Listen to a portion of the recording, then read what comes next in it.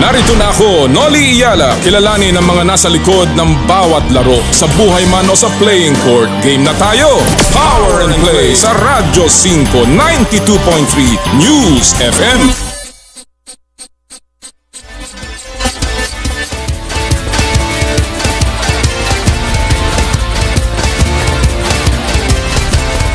Sa kapwa ko Pilipino, ipagmalaki ang galing na meron tayo.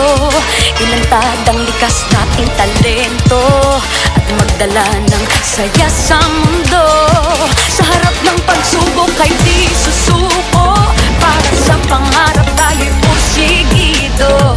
Magpakitang gilas na at huwag magpatalo, ipagdiwang natin ang Pilipino. Yan ang Pinoy.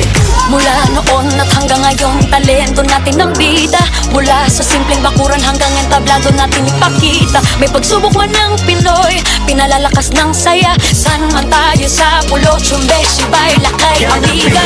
Sama-samang pakita ang galing natin katropa. Sa kapwa ko Pilipino, Pilipino, yan ang Pinoy.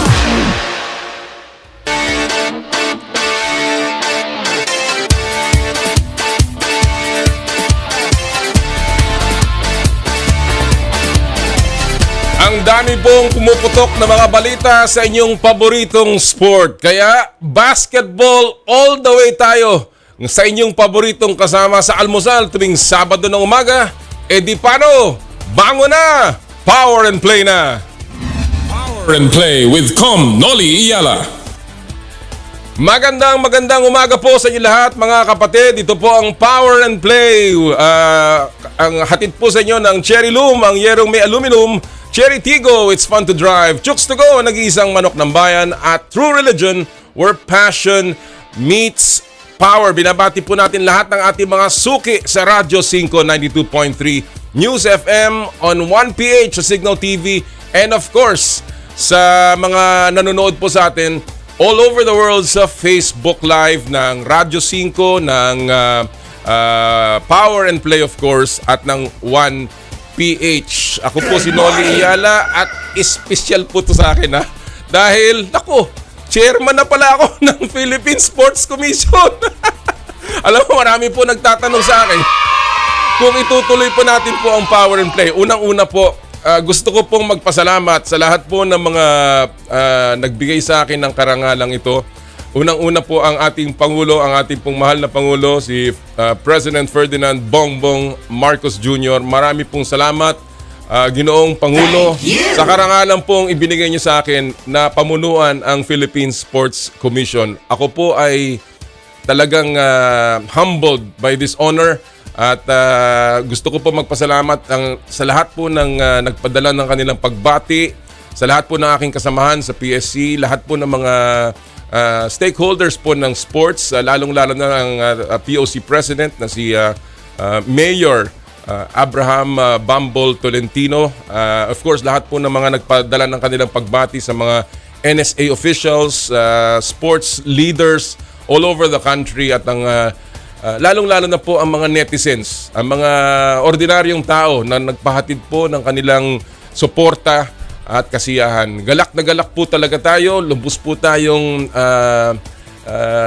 nabigyan ng karangalang ito, at aking puso talagang gagawin ang lahat para po mabigyan natin ng lalo pang sigla, bagong enerhiya, at of course pagkalinga sa ating mga atleta at sa lahat po ng ating mga kabataang mahilig sa sports. At yan po ang hamon, at kaya naman po, tuloy-tuloy lang po natin gagawin ang Power and Play. Sapagkat ang Power and Play po ay aming itinayo bilang isang advokasya. Ito po ay para ilabas ang mga kwento, ang mga storya sa likod po ng mga headlines, at mapag-usapan ng mga bayani ng palakasan. At dahil po dyan, lalo pa nating palalakasin dahil ngayon po ay ating itatampok na ang mga sports na hindi masyadong popular, pero atin pong bibigyan ng pansin dito po sa Power and Play sa pamamagitan ng ating mga National Sports Association. So yan po ang ating pangako, ang ating pong advocacy sa Power and Play ay magpapatuloy. At pinag-uusapan po natin ang mga storya at kwento. Mamaya po makakausap natin ang mga napaka-kontrobersyal na mga issues tungkol po sa inyong paboritong sport na basketball. Mamaya po makakausap natin ang nagbitiw o hindi na rin po sumama na dating consultant ng Gilas Pilpinas, si Coach Nenad Vucinic. Galing po sa Serbia, nakausap po natin si Coach Vucinic. Ano pa talaga ang kwento kung bakit siya ay umalis ng Pilipinas? Mamaya din po makakasama natin si Coach Tim Cone, ang head coach ng Barangay Ginebra Kings, and of course, naging assistant coach ng Gilas Pilpinas. Mamaya po pag-uusapan natin yan. And then, hihimayin po natin ang PBA Finals. And of course, mga samot-saring mga issue na bumabalot po sa PBA Finals. Kasama si Dominic Uy at si Carlo Pamintuan. Pero ngayon po, sa ating pagsisimula, hindi na po tayo magsisimula sa ating Sports Weekly Highlights dahil may malaking balitang pumutok kagabi. Ito po ang hindi na po pagpapatuloy ng isang legendary at veteranong coach ng PBA. Siya po ay nagdesisyon kasama ng kanyang koponan na maghiwalay na. At ngayon po nasa ating pong linya na walang iba kundi ang laman ng balita, si Coach Yeng Guiao ng NLEX Road Warriors. Magandang umaga, Coach Yeng. Chairman na pala, Chairman na uli. Congratulations sa iyo at magandang umaga sa lahat ng milyong-milyong mga sumusunod sa iyong programa. Naku po, sana nga ganun karami, Coach. Pero ngayon, I'm sure marami dahil ikaw ay naririyan, ha? Well, hindi. Yes, sa iyo yun. Sa iyo, fans mo yan. Salamat, Coach. Salamat. Coach, ikaw ang nagkaroon ng malaking balita kahapon dahil nga doon sa naging desisyon mo at ng NLEX na ay maghiwalay. Kaya gusto ko na makuha diretso sa iyo dahil hindi ka pa naman nagbibigay ng statement. Ano ba ang sabi sa balita dahil sa isang contract dispute or hindi kayo nagkasundo sa kontrata? Ano ba talaga ang naging rason kung bakit nagdesisyon ka ng kumalas mula sa bakuran ng NLEX Road Warriors? Well, siguro itong opportunity na ibinigay mo na ito sa akin, Chairman, na gagamitin na nating paraan para ibigay yung ating statement or position, no? In an informal way kasi hindi na rin ako siguro mag-i-issue ng formal statement, no? Marami ng pumausap din sa akin, and in a way they've also stated my position, and maybe this is also an opportunity to do that. Nagpapasalamat ako sa iyo sa pagkakataon. Una, napaka-thankful and grateful ko doon sa opportunity na binigay ni Boss MVP, no, si Boss Manny Pangilinan, to be of service to them as a head coach of the NLEX Road Warriors. Napakagandang opportunity nun sa akin. I have no regrets, no, in that aspect. Sina Boss Rod Franco, ang presidente namin sa NLEX, si Boss Luigi Bautista, yung aming management committee. Meron kaming management committee doon. They were very professional. They were good people. Wala kang masasabi sa kanila, no? Si Boss Ronald Dolatre na parating nakatutok sa team namin. I'll take the opportunity also to thank my coaching staff, no. Napakasipag nila, napakagaling ng coaching staff ko, no. And then yung mga players, syempre kahapon kinausap ko na sila, malungkot no. Malungkot kahapon na kinausap ko na sila, nagpaalam ako, pati yung aming mga support staff, yung mga utility namin, tsaka yung mga trainers namin. Malungkot, pero alam mo, kasama yan sa buhay ng coach. Kasama yan. Na pagkapasok mo, unang araw mo sa pagpo-coach, kailangan na nasa isip mo na darating yung araw na ganon. At ako, nakahanda naman ako sa ganon. But I thank them. They are very good people. They're very professional. Wala akong masabi sa kanila. Siguro, ang lang is, the main reason is, I feel marami pa akong pwedeng i-contribute sa coaching, no? But The problem there was the opportunity they were giving me was to be a part of their corporate their corporate setup. Napakaganda naman nung offer nila, no. Napakaganda. It was very tempting actually. Pinag-usapan namin ng family ko. But it would mean accepting that offer, it would mean parang lalayo ako sa coaching, no? Ayoko pa naman. Ang tingin ko, makakapag-contribute pa ako. Actually, ang feeling ko, mas magaling ako mag-coach ngayon kaysa nung una akong dumating sa NLEX. Naman! No, with the 6 years of experience, no, going to the World Cup, going to the Asian Games. Oo. Alam mo, kahit na short ka dun sa dun sa goals mo, minsan talaga mas marami ka natututunan pagka during during your failures, during your shortcomings. Oo. Mas marami kang natututunan. So nandun 'yon, no, yung wisdom, experience and the knowledge. Fresh na fresh, no. Pagka tumigil ako, mawawala 'yon, baka hindi ko na ma-share sa iba. Coach, So, let me stop you there. Bago malimutan ko yung thought na to, when you're saying na baka malayo ka dun sa pagko-coach, ang ibig bang sabihin yung ino-offer sa'yo ay hindi coaching job? Hindi, it was in the corporate, it was in the corporate, It was in the corporate structure. It was a corporate Position. Yes. So, I'm not ready to retire.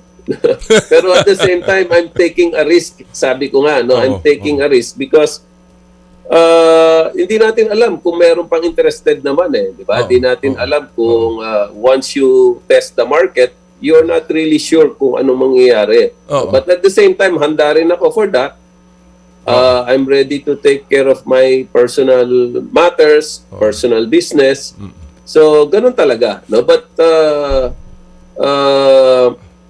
I'd like to be able to explore or make myself available if there is an opportunity to still coach. Alright.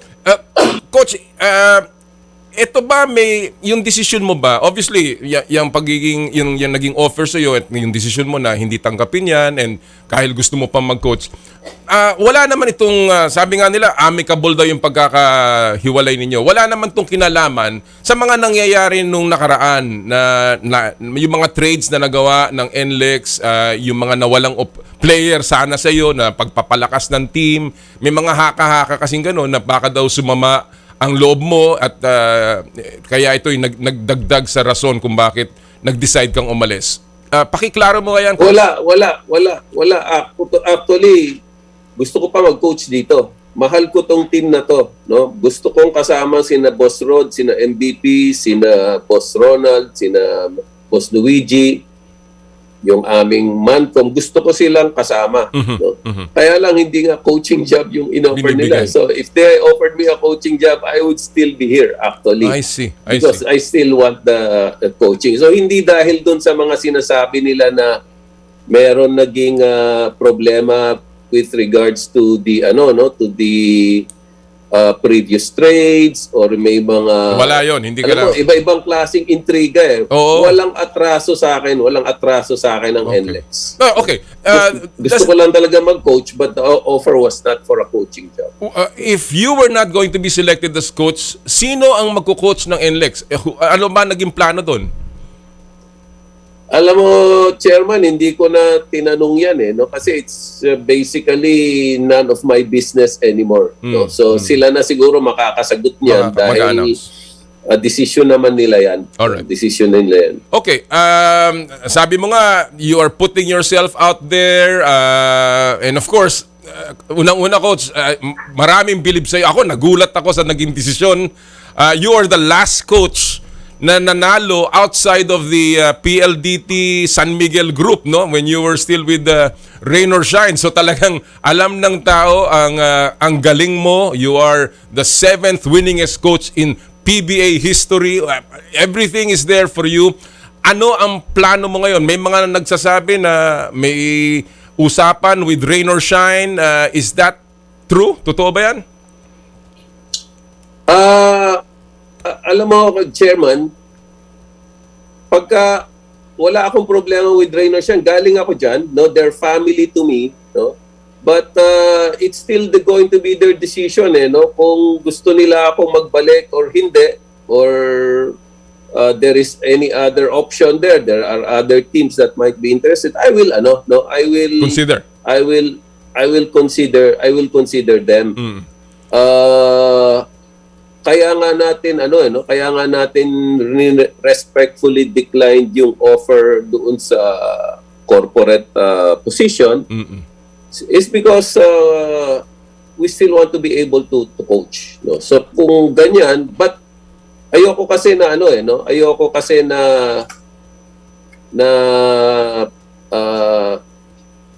I think when you reach a certain point, no, parang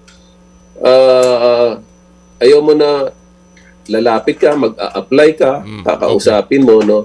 Yeah. At a certain stature talagang hindi naman kailangan na yun sa iyo eh. hindi ka na kailangan mag-apply. Ikaw lang hinahanap. Oo. Yes. Coach, so does that mean ganun lang, I'll just let it be and see what happens. Does that mean everything is on the table? In other words, it's possible even as the San Miguel group, kasi may mga bali-balita din na you can obviously you're now free, yan ay isang option, yung paglipat sa kahit anong koponan, including San Miguel. Including any option. Hindi ka naman mamimili eh. Titingnan mo lang talaga yung opportunity. Siguro ang unang-una diyan is, of course, kung sino yung maunang lumapit at kung sino yung unang merong magandang offer, you have to appreciate that. Okay. You have to appreciate yung makita nila yung urgency, no? At nauna silang kumausap sa iyo, nauna silang nakipag they get in touch, no? First. Of course you have to give them that that importance and the priority. All right. So ganun lang, no? Last night pa lang naman to last night pa lang lumabas. Actually, we tried to keep it a secret for the last few days kasi Okay. nga we were still contemplating kung ano ba to, parang retirement na ba to, tanggapin natin dahil maayos na tao to mga to, maayos na kumpanya to no? Or take the risk, test the market. Kung walang mangyari, then we will accept that. Kagabi lang, kahapon lang actually na desisyonan with finality. Hindi ka pa pwede mag-retire, coach. At pag nag-retire ka, pati kapatid ko kailangan mag-retire na rin. Kaya hindi po pwede yun. Hindi pwede. Dahil magkasabay kami magre-retire ng kapatid ko. Oo nga. Coach Yeng, before I let you go, obviously, you're leaving NLEX. Sabi mo nga, in very good terms, best part of your stay. Bagamat hindi kayo nakakuha ng kampyonato, are you satisfied with having stayed with the NLEX Road Warriors? Yes, I'm very satisfied. I only have one regret siguro, kung meron man. Okay. No? Na ang tingin ko kasi ito yung stage na yung piyesa ng team, yung camaraderie, yung chemistry, yung pag-absorb nila ng system, andyan na no? Parang konting breakthrough na lang isang pero well, the timing siguro for us is not the best timing, pero siyempre hindi naman yung timing namin ang tinitingnan ng management meron din silang timing on their side. So that is my only regret na Hinug na. Oo, last conference we were one free throw away from making it to the Semifinals, that's right. Oo. So yung last game 3 namin sa Magnolia, nag-overtime pero hindi na mag-overtime yun kung pumasok lang isang free throw namin. No? We could have been in the semifinals. Who knows what can happen. So it's in a breakthrough position. So I will be proud if this team is able to advance and play even better, even without me. No? So I will take pride in that. Coach, before I let you go, ito, may mga nagte-text na sa akin na tanungin ko daw, bakit hindi in-offer ang coaching? Bakit corporate? What is the reason given? Was there any reason given at all? I cannot answer that because that is not for me. I know. That is not for me to answer. Kasi siyempre, that is not my decision and that is totally the decision of management. So, mahirap sagutin yun. Okay. Hindi ko kayang sagutin yun Hopefully, dahil hindi talaga ako yung nandun sa posisyon na para sumagot. hopefully, makuha natin ang panig din ng NLEX. Well, they've given a short statement already, but definitely, sabi nila, it is an amicable separation. Coach Yeng, I wish you all the best. Alam mo, libre yung commissionership sa PSC. Pwede ka rin doon, Coach, kung gusto mo. Thank you, Kom.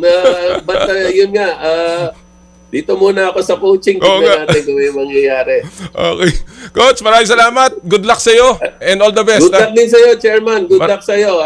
I'm sure you'll do a great job. Salamat.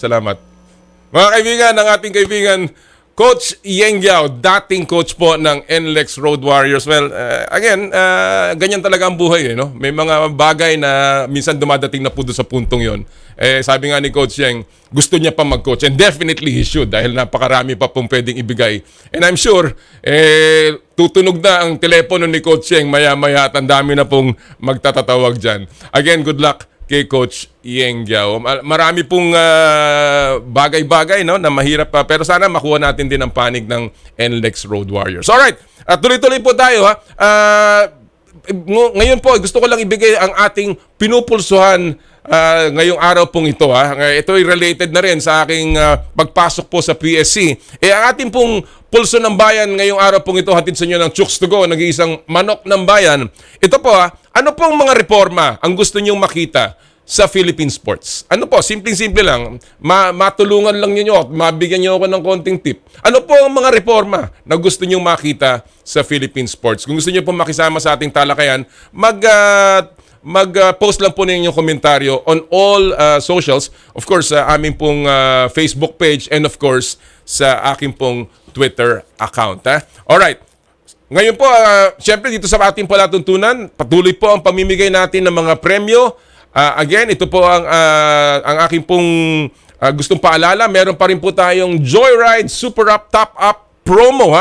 Tuloy-tuloy po ang ating pamimigay ng 1,000 pesos e-wallet credits mula sa Joyride Super Up. Napakasimple lang po para po kayo ay makakuha o magkaroon ng pagkakataong manalo ng 1,000 pesos e-wallet credits. Download ang latest version ng Joyride Super App. Screenshot nyo lang po yung app's home screen. Dapat kasama yung account name ninyo at ipadala sa amin pong Power and Play Facebook page via private message. Sama nyo po ang inyong pangalan at ang registered mobile number. At sa katapusan po ng palatuntunan, kami po ay pipili ng 5 lucky winners. Yan po ang Joyride Super App Top Up promo on Power and Play. Alright, at this point, pasok na natin ang ating paboritong segment, ang Fast Take. Power and Play with Kom Noli Eala. Ang Fast Take ay hatid sa inyo ng Cherry Tigo. It's fun to drive. At ang ating po mga kasama ngayon, mga veteranong, mga sports journalists. Walang iba ang ating mga kaibigang Homer Saison at Abac Cordero. Magandang umaga, Homer and Abac. Kom, how are you? Good morning. Good morning, Abac. Good morning. Good morning, Chairman. Good morning, Homer. Yun, nakuha ko rin yung dalawang importanteng mga journalists sa aking show. Unang-una, let me just thank you. Kayong dalawa, you've sent me your messages of support. Thank you so much, really, for all that support. And I want to throw that question sa inyo, yung aming, before we start our Fast Take, yung ating, very briefly lang, alam ko marami kayong alam dyan, but isa lang, ano sa tingin nyo magandang reforma sa Philippine sports? I'll begin with you, Abac. Well, right now, Philippine sports is at a high, ano. So yung reforms na tinatawag natin, siguro naman nagawa na, kaya tayo nanalo na ng gold sa Tokyo for the first time in nearly 100 years, ano. So it's just a matter of sustaining the gains of the Tokyo Olympics and the 2019 success in the SEA Games. Alright. With my friend at the helm, I think there will be no problem with, Alright. with that. Homer, any thoughts on reforms that you can see, or at least nakikita nyo sa ibang bansa that we can do? Well, it has to be more shine a light on other sports, Commissioner, not just basketball, obviously, and the weightlifting, other sports. Like for instance, yung skating, we had a very good skater who did not have the backing, did not have the financial backing and help of the NSAs. I hope the PSC under your helm would be able to appropriate funds and support to other sports that don't have the same popularity as the ones that we already have now, like athletics and the other thing. And All right. another thing also, Commissioner, I think the commissioners, the members of the board should be, accessible to the public. Based on my own personal experience, when I was trying to do the story on the skating, and one of the commissioners in charge of the Skating Federation was board member Eroy, and I messaged him saying I was going to do a story and what was going to be done for Michael Martinez as he represents the country. I didn't even get a courtesy reply. I mean, I'm not worried about that. Sanay naman tayo. They have no, if this were a PBA executive, it's fine because you are a private entity. But if you work for the government and there is a legitimate question about sports and an athlete that will represent our country, I think it is incumbent on you to reply. All So right. it is my hope that I know ikaw, Commissioner, you've been media savvy, having carried other heavy responsibilities like PBA, SBP, Executive Director. I know that you will include that in your mandate. So Salamat. hopefully yun, Commissioner. All right. Public accessibility of the officers and shining a light on other events. All right. Well, those are very well said, and obviously note natin yan at sana nga ay magkaroon tayo ng pagkakataon na magawa lahat ang mga programa para sa pagpapagaling pa ng ating mundo ng palakasan. And with your help, I'm sure the job will be easier. All right. Well, tuloy na tayo sa fast take natin.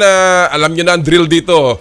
Bato-bato sa langit, tamaan, wag magagalit. Ang mahalaga dito ang opinion nyo. And of course, walang tama, walang mali. You have 1 minute to answer every question. I have 3 issues to throw this morning. At unahin na natin ang ating unang issue at ito tungkol sa Gilas Pilpinas. Alam natin kung ano naging performance ng Gilas in the 4th window. But ang tanong, yung 5th window, ano na mangyayari? So ang tanong is, anong expectation nyo sa Gilas sa November window ng FIBA World Cup qualifiers? I will begin with you, Homer. 1 minute. Go! Well, the expectations are tepid. We're gonna play Jordan and Saudi Arabia. We will beat both, I suppose. There will be no PBA players because that would be in the middle of a conference. But it would also give us an opportunity, a window, a peek into a window of sino mga collegiate players that we might be able to use. But then again, based on our history with the SBP, they always had this ability to somehow snatch victory from the defeat from the jaws of victory. So you never know kung ano mangyari. May kapalpakan na naman. But my hope is that hopefully sana wala. But with no PBA players, Commissioner, but then given the competition na Saudi lang and Jordan, we should be okay. We should skate through this window, Commissioner. And at the end of the day, the bigger picture here is really February, the World Cup. That's the biggest picture. Nakausap ko yung tatay ni Jordan Clarkson 2 nights ago, and it seems like Jordan Clarkson will play for that World Cup. So we build around him. This window is only window dressing. Well, we're certainly looking forward to seeing Jordan again. But again, ang tanong, isa pang malaking tanong dyan, sino maglalaro dyan sa November window? Abak, same issue. Anong expectation mo sa Gilas for the 5th window ng qualifiers? 1 minute, Abak. Go! Well, Chairman, I expect nothing more than what we saw against Lebanon and Saudi Arabia. For one, Jordan Clarkson will not be around, as well as the PBA players. Those are big shoes to fill for anyone else. Pero it doesn't mean naman that there's nothing to look forward to, because yung Gilas team naman, once you support it, masarap naman talaga subaybayan yan. Sayang, if we can have Junmar and or CJ, yung previous course, si Lakay, Japet, Dwight, and the Ravenna, si Ray Parks, guaranteed yan. Sabi nga ni Homer, we should beat Jordan and Saudi Arabia. This window should give also Coach Chotres another opportunity to know some players, to build the chemistry. Sayang lang because we really don't seem to get the chance to pull the players whom really we want to see in the World Cup. The clock is ticking, Chairman, and we can keep on experimenting with players or fielding players whom we know na wala naman sa real battle. The problem is we don't really have a choice.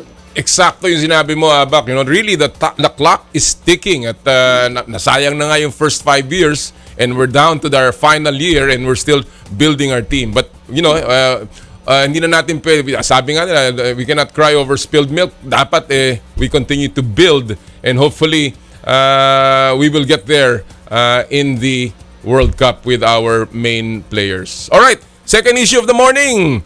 Naku, nanalo kagabi ang San Miguel Beer. Tinambakan ng token text. At ngayon, tabla na ang serye ng PBA Finals. So ang tanong, ano ang pinakamalaking factor sa Game 7 ng PBA Philippine Cup Finals? Abak, I'll begin with you. 1 minute, go! If it's the biggest factor, then I can only think of one, Chairman, Homer. It's who's healthy and who's not. Diba? The team with a healthier lineup, the team with more players in uniforms and able and willing to play will definitely have the edge. In this case, it's San Miguel.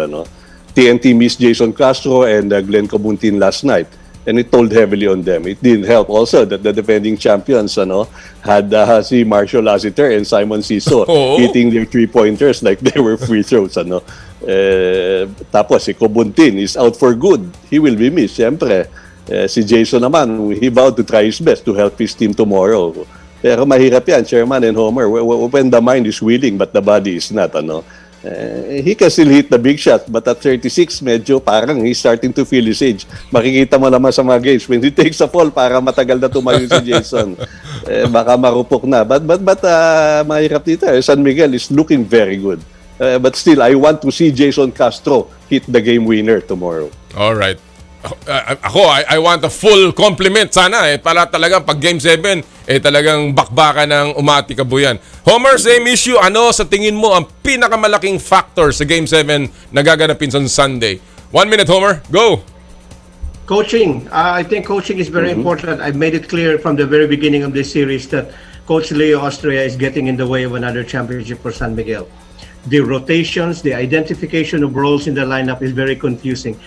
Minsan starting si Enciso. Sometimes he doesn't start. Sometimes it's Moto Tua who's playing more minutes. Sometimes it's Vic Emmanuel. What you do with TNT, they go with the same sets, the same players. If you lose or win, you go by the same strategy. Walang confusion. So I think that would be important. Leo Austria has to figure out whether you want to play 2 bigs or you just want to play 1 big and then surround him with 4 smalls. Every time they do that, Commissioner, they have a better chance. Just like yesterday. How many minutes did Vic Manuel play? 15 minutes, 5 points. They put more guards in there. Enciso played 25 minutes, scored 20 points. That's the whatchamacallit. That's the template to beat TNT because you cannot have 2 bigs there and you have Pugoy and Williams on the other side. Coaching, very important. I totally agree. Injuries, health, of course, sabi ni Abak, coaching, sabi ni Homer. Ako, I'd like to see the 2 biggest stars play their best. Mikey Williams was held to 2 points last night on 1 of 13 shooting. Hindi po pwede yan. Kahit anong mangyari, Mikey has to score. And of course, Junmar Fajardo will be the biggest factor there dahil kung mapipigilan si Junmar Fajardo, there is a chance. But if you let him loose, it's all over for the San Miguel Beermen. So it'll be very interesting. Sana nga mapanood natin yan bukas na napakagandang Game 7. Alright, let's go to our third and final issue of the morning. Ito ay related pa rin sa basketball. Ang laking balitang pumutok, Matthew Wright ay nagpaalam na rin sa PBA at papunta na ng Japan dahil siya ay pumirma na sa kontrata sa B-League. Ang tanong, ano ang impact ng pag-alis ng isang superstar katulad ni Matthew Wright mula sa PBA? I'll begin with you, Homer. 1 minute. Go! Well, the impact is very huge, Commissioner. It means that the likability of the PBA had diminished. tumawag sa akin si Matthew Wright and he called me and this is what stunned me so much, Commissioner. Sabi ni Matthew sa akin, nagpaalam na siya sa Phoenix 1 year ago, meaning to say they had the complement of 365 days to prepare that, either you match the offer or you let him go. But unfortunately, going back to your impact is that the independent teams just do not have the financial wherewithal to compete. And another thing also, the impact on this is the PBA, parang nasasawa na ang ibang mga, just like fans are tired of the intramurals between MVP and SMC. How many conferences have we now gone through na the top 4 are always MVP and SMC teams? It was daunting, stunning to me when Matthew said, I needed to challenge myself. Meaning to say, wala nang challenge, Commissioner, sa PBA. Palagi na lang SMC, MVP group. Palagi na lang San Miguel, TNT. So they have to fix that if we have a chance to stop the exodus of players exiting the PBA. Especially at that level, yung mga superstar level, because malaking bagay yan. Abak, same issue. Anong impact ng pag-alis ng isang superstar katulad ni Matthew Wright? 1 minute, Abak. Go.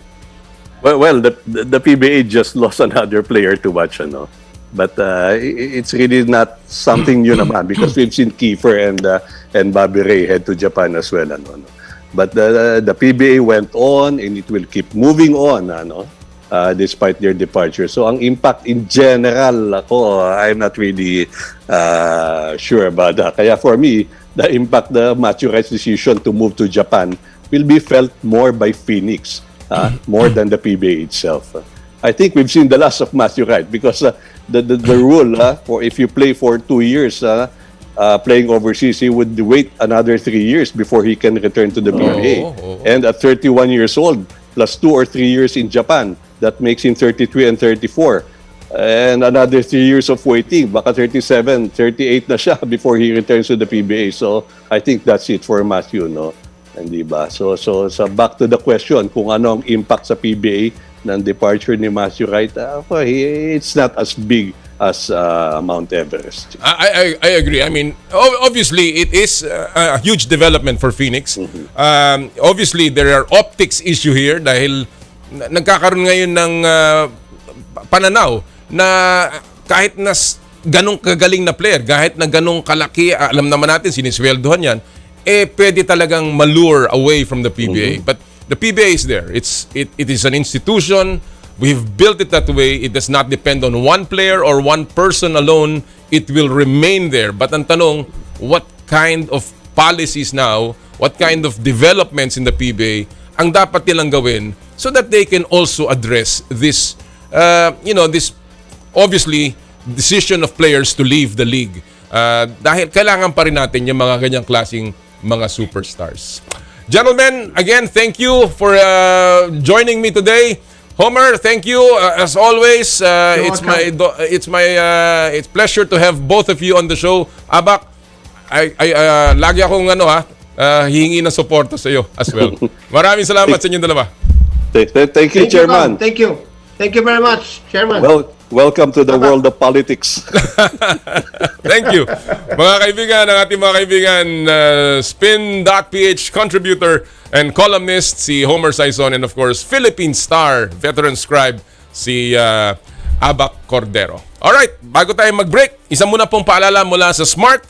Puso Pilipinas is a movement to celebrate the Filipino athlete powered by Smart. Follow them on Facebook, Instagram, Twitter, and YouTube. Get a chance to win exclusive Puso Pilipinas merch by sharing their Facebook page in your social media accounts with hashtag Puso Pilipinas. The Giga Life app is the latest mobile app from Smart that lets you discover and enjoy your passions with the different Giga promos. It can be downloaded and used by Smart Postpaid, Smart Prepaid, Bro Prepaid, and TNT subscribers via the Apple or Google Play Store. What can the Giga Life app do for me? Check your balance. Monitor your current subscription, top up using debit credit card. Subscribe to the latest Giga promos, monitor your data consumption, auto-detect your mobile number when you are connected to Smart Network one-tap subscription to the most popular offer, Giga Video 99. And of course, Power and Play is powered by Smart. Live Smart! Sa amin pong pagbabalik ang ating mga kasama, ang ating mga kaibigan para himayin ang mga issues ng basketball. Dominic Uy and Carlo Pamintuan. Ito po ang Power and Play. Hatid sa inyo ng Chooks to Go, Cherry Loom, Cherry Tigo at ng True Religion.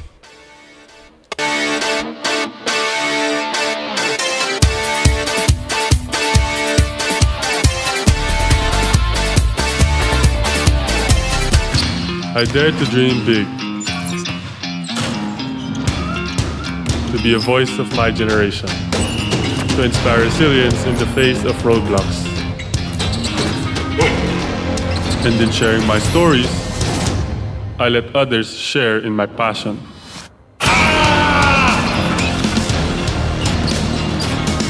Follow Kai's stories on Twitter and share yours. With Smart Double Giga Stories. Share 2 times the passion with 2 gigabytes for Twitter and more. Guaranteed every day, plus data for all sites. Simple, smart ako.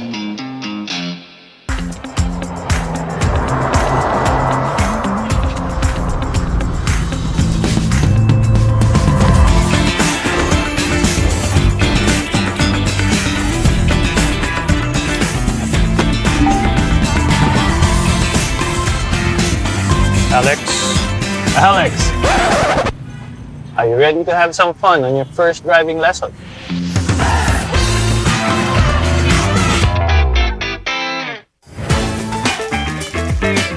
Nag-uumapaw sa real chicken juice na swak sa panlasa ng buong pamilya. Available in sweet roast, pepper roast, at harissa roast variants. Chooks to go. Masarap kahit walang sauce.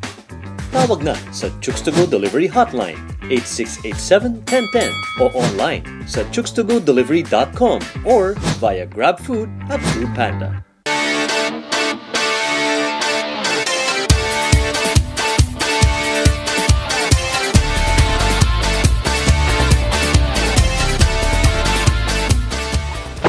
Mukhang kailangan.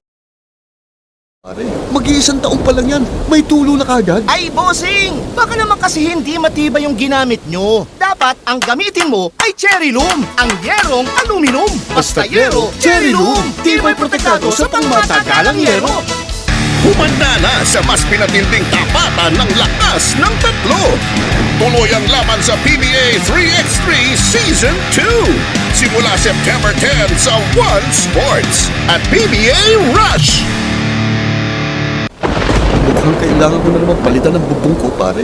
Mag-iisang taon pa lang yan, may tulo na kagad. Ay, bossing! Baka naman kasi hindi matibay yung ginamit nyo. Dapat ang gamitin mo ay Cherry Loom, ang yerong aluminum. Basta yero, Cherry Loom, tibay protektado sa pangmatagalang yero. Buong liga, buong puwersa, handang-handa na! Game! PBA Season 47 Philippine Cup, Wednesdays to Sundays sa TV5 at One Sports. Mukhang kailangan ko na naman palitan ng bubong ko, pare. Mag-iisang taon pa lang yan, may tulo na kagad. Ay, bossing! Baka naman kasi hindi matibay yung ginamit nyo. Dapat ang gamitin mo ay Cherry Loom, ang yerong aluminum. Basta yero, Cherry Loom, tibay protektado sa pangmatagalang yero. Power and Play. Game na sa Radyo 5 92.3 News FM.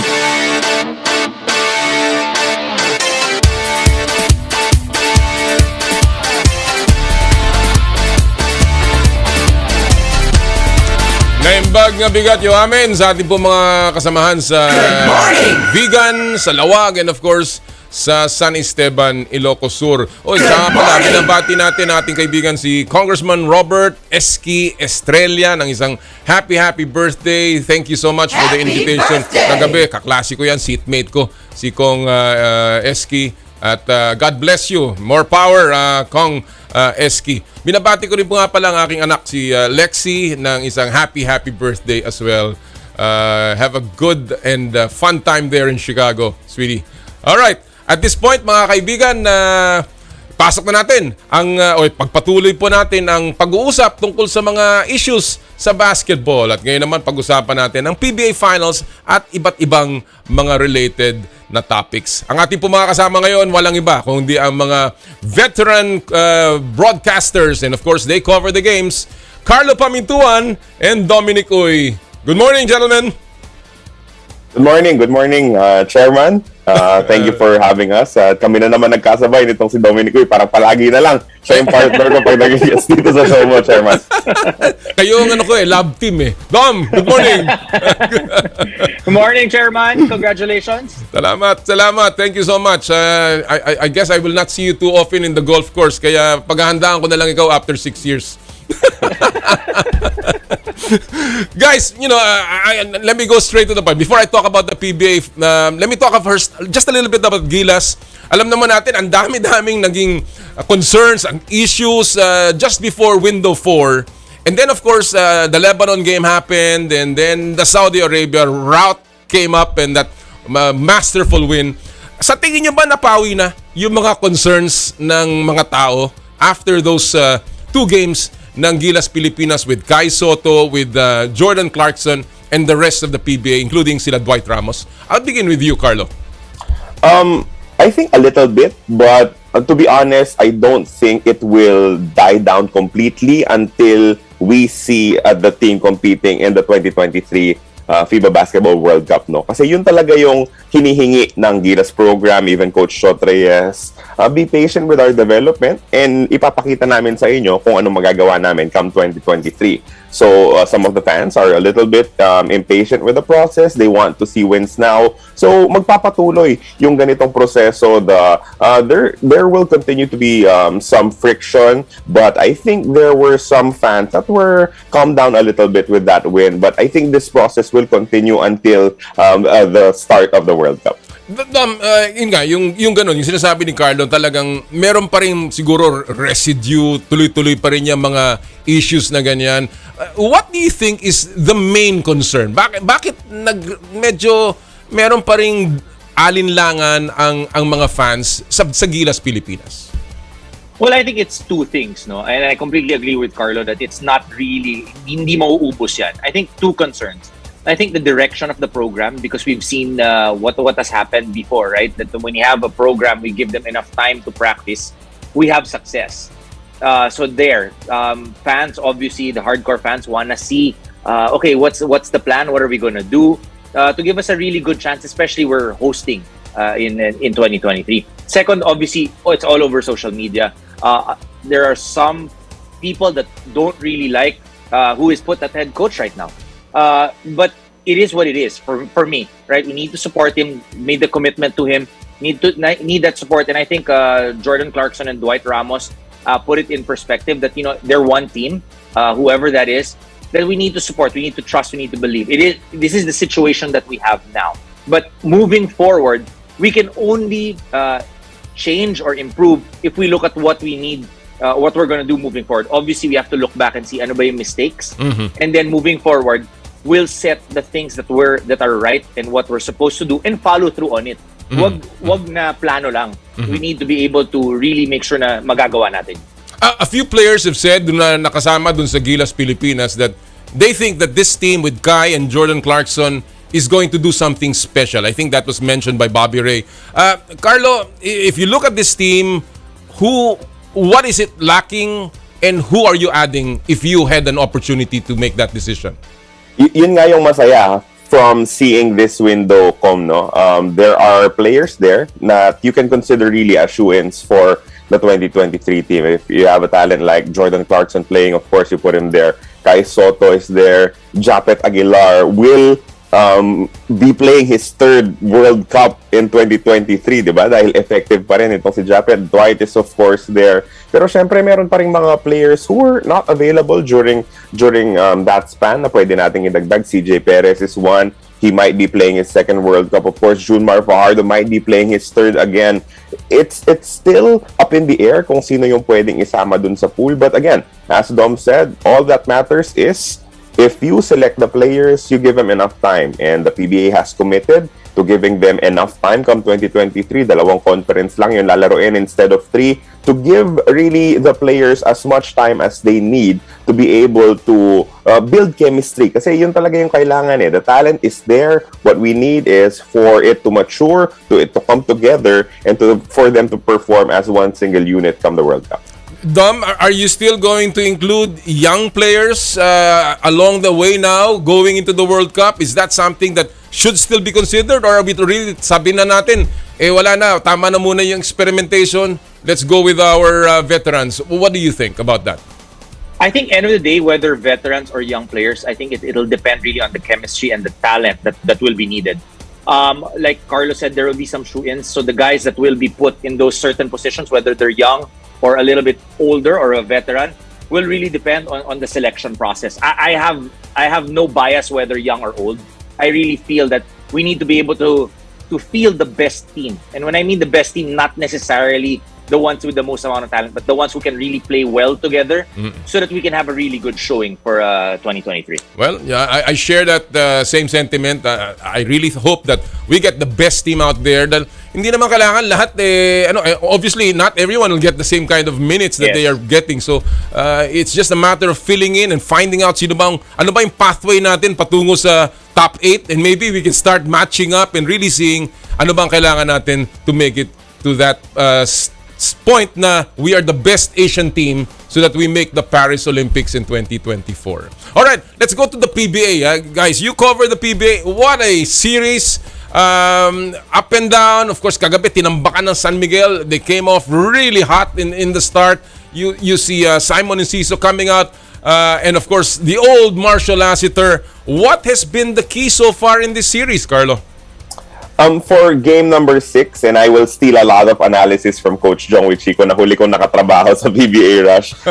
What was important for San Miguel Beer was that they did not dump the ball inside to Junmar Fajardo as much as they could. They did not do it early. They did not do it often. Instead, everyone else got going first. Kasi Kelly Williams, we have to admit, has been doing a tremendous job of defending Junmar Fajardo. And if you're San Miguel at dun ka pupunta, the Junmar-centric offense, alam ng TNT kung paano dedepensahan yan. Now, Coach Jong also said that when you don't run, when you don't push the pace if you're San Miguel, hindi mo pinapayagan sila CJ Perez and Jericho Cruz to really play into their strengths, which did not happen in game number 6. No, they ran at every opportunity, they shot with confidence, and as a result, Fajardo did not have to do too much. He was perfect from the field, still picked up his double-double. He was reduced to an offensive rebound and putback maker. And that's exactly what this SMB team was built for. Hindi na to yung kupunan with Alex Cabagnot and Arwin Santos who needed to play 40-plus minutes per ball game. Na kailangan talaga bagalan yung pace ng laro because they had so much to do. This one is a deeper team. It's a bit of a change from that 5-peat dynasty, and I think they were able to maximize their pieces in game number 6. Dom, are you concerned if you're in TNT's corner? Kagaya na sinasabi ni Carlo na hindi pa nga masyadong nakakuha ng touches or shots si Junmar, and yet pumutok sila. Plus, of course, the injuries that have befallen the TNT Tropang Giga. Should you be concerned? Oh, definitely concerned. No, first and foremost, in game number 5, San Miguel only made 4 3-point shots. Last night's game, they made 16. So that is a big jump from them. Like Carlo said, the points came from everybody else. But if you notice also the starting 5 that they used yesterday, they had Vic Manuel and Chris Ross. So you knew first they wanted to run. Second, they wanted a double attack on the post. We've seen it a number of times during the series that Vic Manuel would actually be the primary post player and Junmar would be coming from the weak side. So he ends up sealing one-on-one. But it didn't have to happen first because Junmar got 2 fouls quick. And then CJ actually attacked the cup a number of times, and then Marshall hit from the outside. So, shooting that well, it is really something the way San Miguel is built, meaning that, Simon Enciso became streaky, his biggest game maybe in a San Miguel uniform. So that was huge for them. For TNT, their bigger concern is the injuries. Glenn Cubuntin is out. Without Glenn Cubuntin, they lose that ability to play small because he can match up well and actually defend Vic Manuel when he's there. So that is really a big problem. Jason Castro, hopefully for them, that he will be healthy, he will be able to play minutes. You could see that it was a game time decision yesterday that they didn't use him, preparing for tomorrow and preserving because they knew they had tomorrow, right? So that is definitely a concern. They did not shoot all that well. Pogoy played amazing, but for them to have a chance, Jason needs to be able to play, and then the bigs have to score. Guys like Troy Rosario and JP Aram need to be able to assert and put some points on the board. I want to ask you your fearless forecast, but I know kayo mga broadcaster, ayaw nyo maglabas ng fearless forecast dahil hindi naman maganda dahil magkakaroon ng bias ang coverage. But here's what I want to ask you. Kung merong matrix na susundan tayo and there's one factor in that matrix that will be a measure of the outcome tomorrow, Carlo, anong aabangan mong particular factor in the game that you think will be a key to the victory for any of the teams? I think Mikey Williams, he has to be a bigger factor. 2 points, that was a career worst performance for Mikey, and it happened in a game na talagang kinailangan niyang umiscore dahil wala nga itong si Jason Castro. No? If Jason Castro will play or not is yet to be known, but one thing we are sure of is that he will be not 100%. Yeah. Diba? Kung maglaro man siya, hindi yan completely healthy. He's coming off a bum ankle, and it's tough when you are a player anchored upon your speed like Jason Castro, not having your wheels 100% bare. Yeah. So I think Mikey Williams will be the determining factor here. If he plays well, TNT has a chance. If he struggles like how he struggled in game number 6, then SMB has a bigger chance of winning. Dom? I think for San Miguel, since Carlo took TNT already, I'll talk about San Miguel. Historically, it's already, if you look back, I keep mentioning this, whenever San Miguel has won a championship, Marcio has come out as a best player in one of the 4 wins. Yeah. It's happened yesterday. And then in the closeout games, Junmar comes up with an amazing performance. So if they want to be able to close it out, if you're San Miguel, Junmar cannot just have 10 points. It has to be you can call it a Junmar-centric, go back to old, yes. But if they're able to go to him, and then he's able to give up those, I'm not saying necessarily he's a primary post, but how they've been doing with Vic Manuel. You know, if he's able to get his numbers, remember in game number 3, when people were asking, okay, who's going to be the best player of the conference? What did Junmar do? 27 and 27.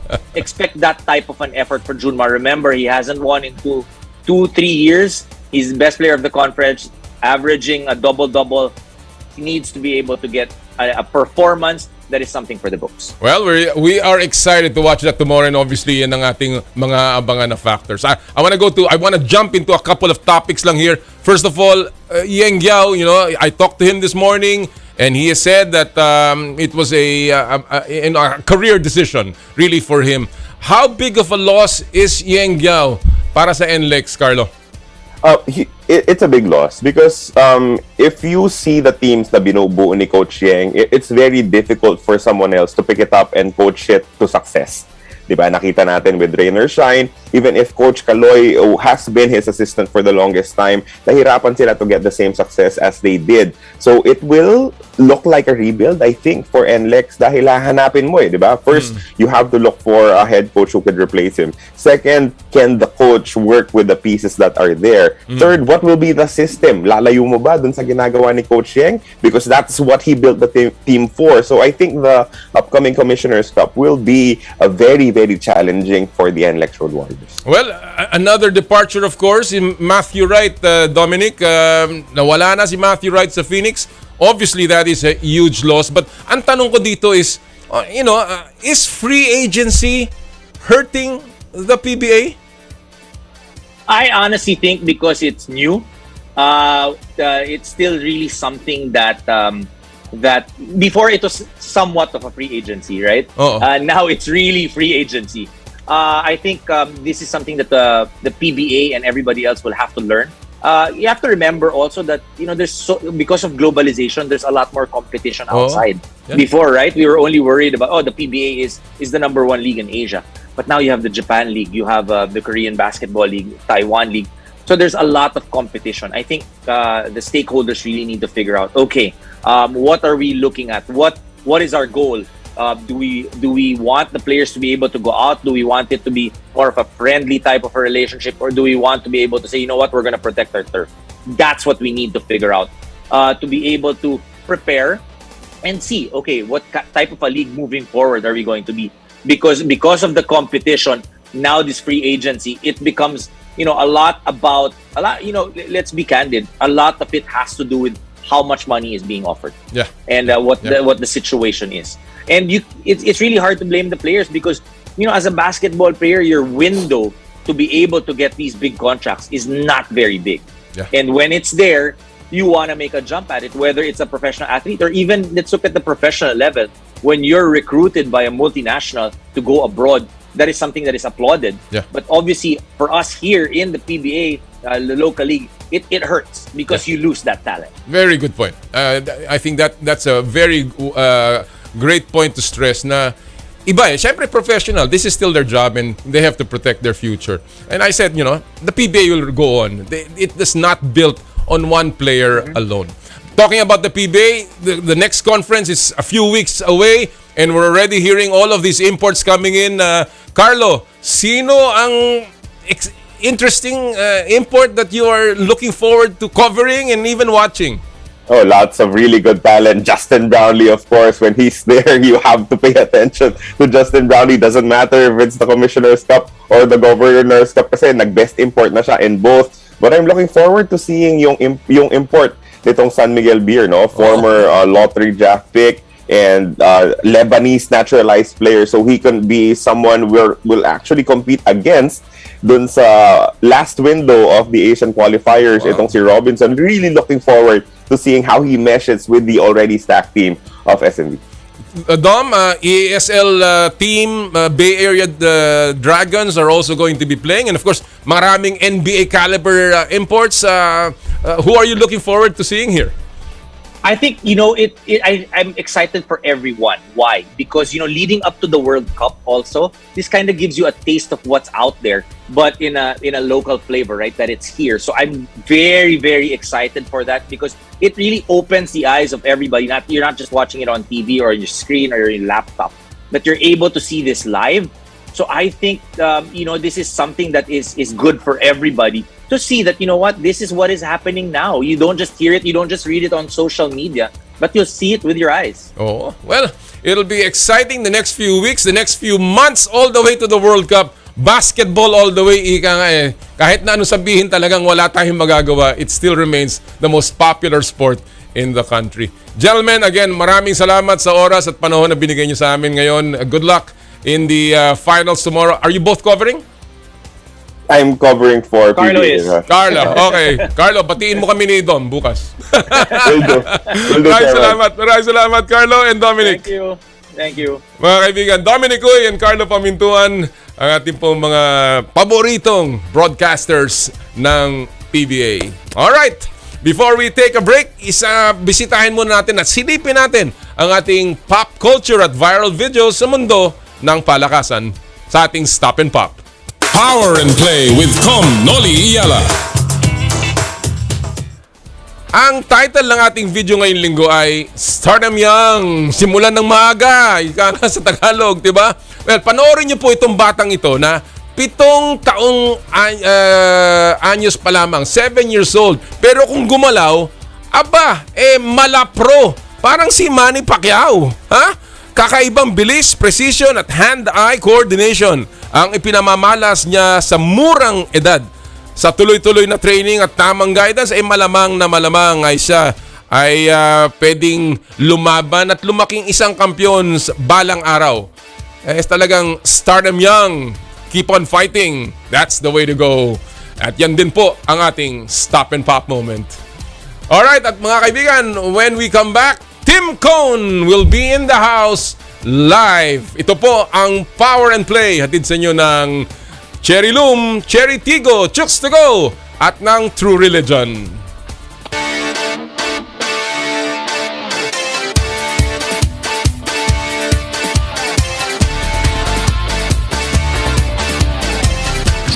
I dare to dream big. To be a voice of my generation. To inspire resilience in the face of roadblocks. And in sharing my stories, I let others share in my passion.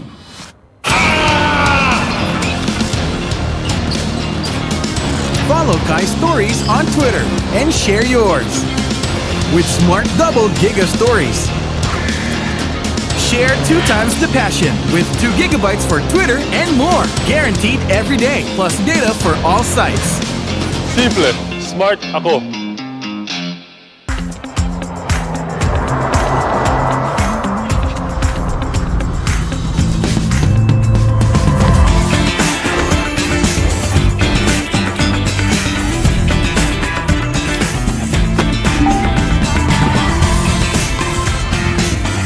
Alex. Alex! Are you ready to have some fun on your first driving lesson?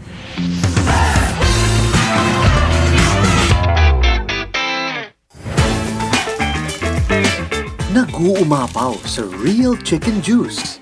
Naswak sa panlasa ng buong pamilya. Available in sweet roast, pepper roast, at harissa roast variants. Chooks to go. Masarap kahit walang sauce. Tawag na sa Chooks to Go Delivery Hotline 8687-1010 o online sa chookstogodelivery.com or via GrabFood at Foodpanda.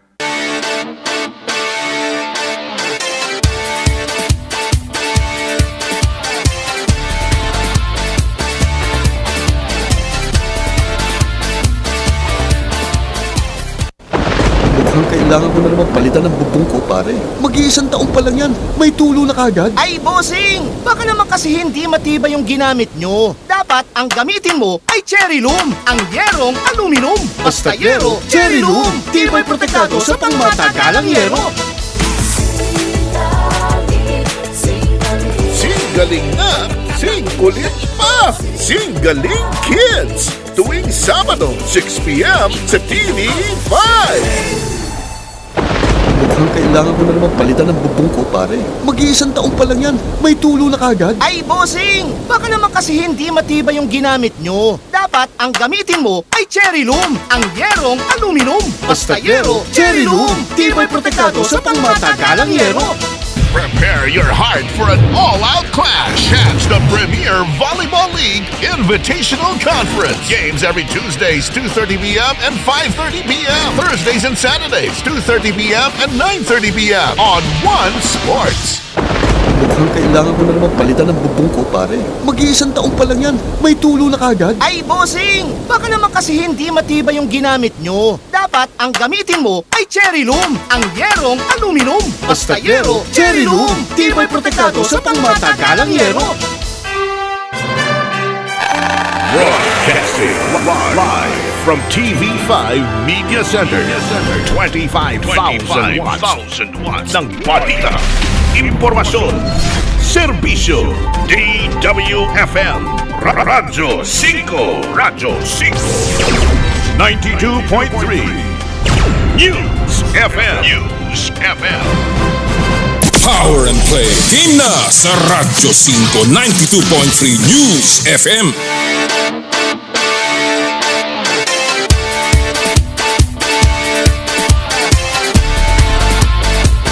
Konting balita lamang po mula sa NBA. Binitawan na ng Utah Jazz si superstar guard Donovan Mitchell. Pinadala ng Jazz si Mitchell sa Cleveland Cavaliers. Kapalit ni Spider Mitchell, sina Colin Sexton, Lauri Markkanen at si Ochai Agbaji, mga tatlong first round pick. Isa pang balita, si EJ Obiena, panayang hakot po ng medalya. Nanalo siya muli sa Germany. At siya po ay nakatalon ng 5.86 meter jump. Congratulations, EJ! Tuloy-tuloy lamang ang iyong pag-improve sana at hanggang sa Paris Olympics. Alright, before we present to you our next guest, I'd like to thank, of course, all of our sponsors who continue to support Power and Play. Unahin ko po, of course, Cherry Loom, ang yerong may aluminum sa ganitong pabago-bago ang panahon, mga kapatid. Sobrang init tapos biglang uulan. Kailangan natin ng matibay at protektadong bubong. Dapat ay bubong na may aluminum. Kapag may aluminum, tsak na pang matagalan. At isa lang ang alam kong dekalidad na yerong may aluminum, yan ang Cherry Loom. Tibay protektado sa pang matagalang yero. Cherry Loom, ang yerong may aluminum. Thank you! Cherry Tiggo, how neat it is to have a 7-seater SUV that has a powerful engine, world-class safety standards, and the latest tech features. Cherry Tiggo 8 Pro is equipped with a 1.6 turbocharged gasoline direct injection engine, an advanced driver assistance system, and 12 other safety features, including rear cross traffic assist, forward collision warning, and integrated cruise assist. The flagship Tiggo 8 Pro allows you more control of the wheel. What's great is you can also join the green revolution with Cherry Tiggo 8 Pro plug-in hybrid electric vehicle or PHEV. So book a test drive now via www.cherryauto.ph or visit a Cherry dealership near you. Thank you! Chooks to Go ang nag-iisang manok ng bayan. Subukan ang kanilang pinakabagong oven-roasted chicken na mas pinasarap dahil sa nag-uumapaw na flavorful chicken juice. At subukan din niyo po ang Chooks, their first dine-in restaurant sa Lipa, Batangas. Chooks to Go ang nag-iisang manok ng bayan. Thank you! True religion is in the Philippines, where passion meets power. Experience it firsthand. For your best style choices, visit True Religion at Conrad S. Maison, Mall of Asia Complex, Resorts World Manila, and at the Hacienda Designer Outlet in Silang, Cavite. True Religion, where passion meets power. Thank you! Elms Seafood Paluto, the latest offering of the Elms Resto Bar Group located at Unit 2 ground floor, Calle Bistro, Ever Commonwealth, Quezon City. Enjoy their delectable seafood menu in a relaxed casual dining atmosphere for your salo-salo seafood meal. Elms Seafood Paluto. Thank you! Skin Your Face and Body Anti-Aging Center with branches at Alabang Town Center in Green Hills, San Juan. For your skin assessment and treatment, call 0917-890-1640 or 0977-809-8886. Thank you! ASEA Subic Beach Resort. Experience the getaway that you deserve and dive into limitless happenings, rejuvenating experiences, and gastronomic adventures. ASEA Subic Beach Resort. Thank you! And of course, Power and Play is powered by Smart. Live Smart! Thank you! Alright mga kaibigan, right now we have with us no other than Barangay Ginebra head coach Tim Cone. Good morning, Coach Tim. Good morning. Hey, it's great to be on your show again. It's been a while, so that means something must be happening, and that means we're getting close to a new conference. So happy to be here. I'm so happy to have you. It's been a while. First things first. I was watching the Saudi game, Gilas. And I want to know, why weren't you there? I mean, let's just set the record straight here. Were you sick? Was there something going on? Did you have a previous commitment? Why were you not in the Saudi game? Well, first of all, even before that, let me congratulate you on your new posting. I tell you. Thank you.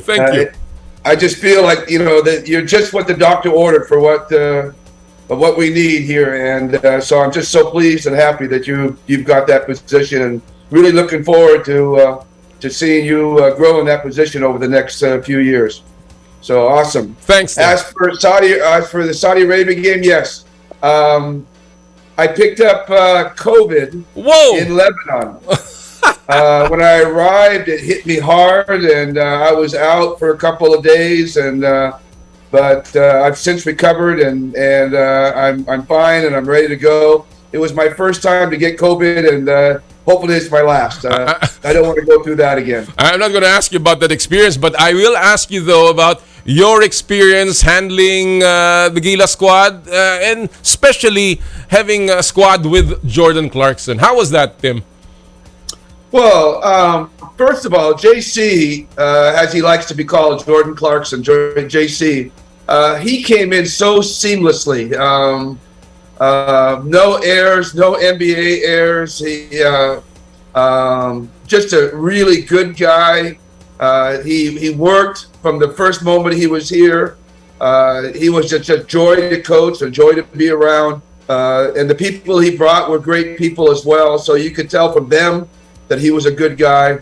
You always have this kind of trepidation when the NBA guys walk in because, they think they know more than anybody else.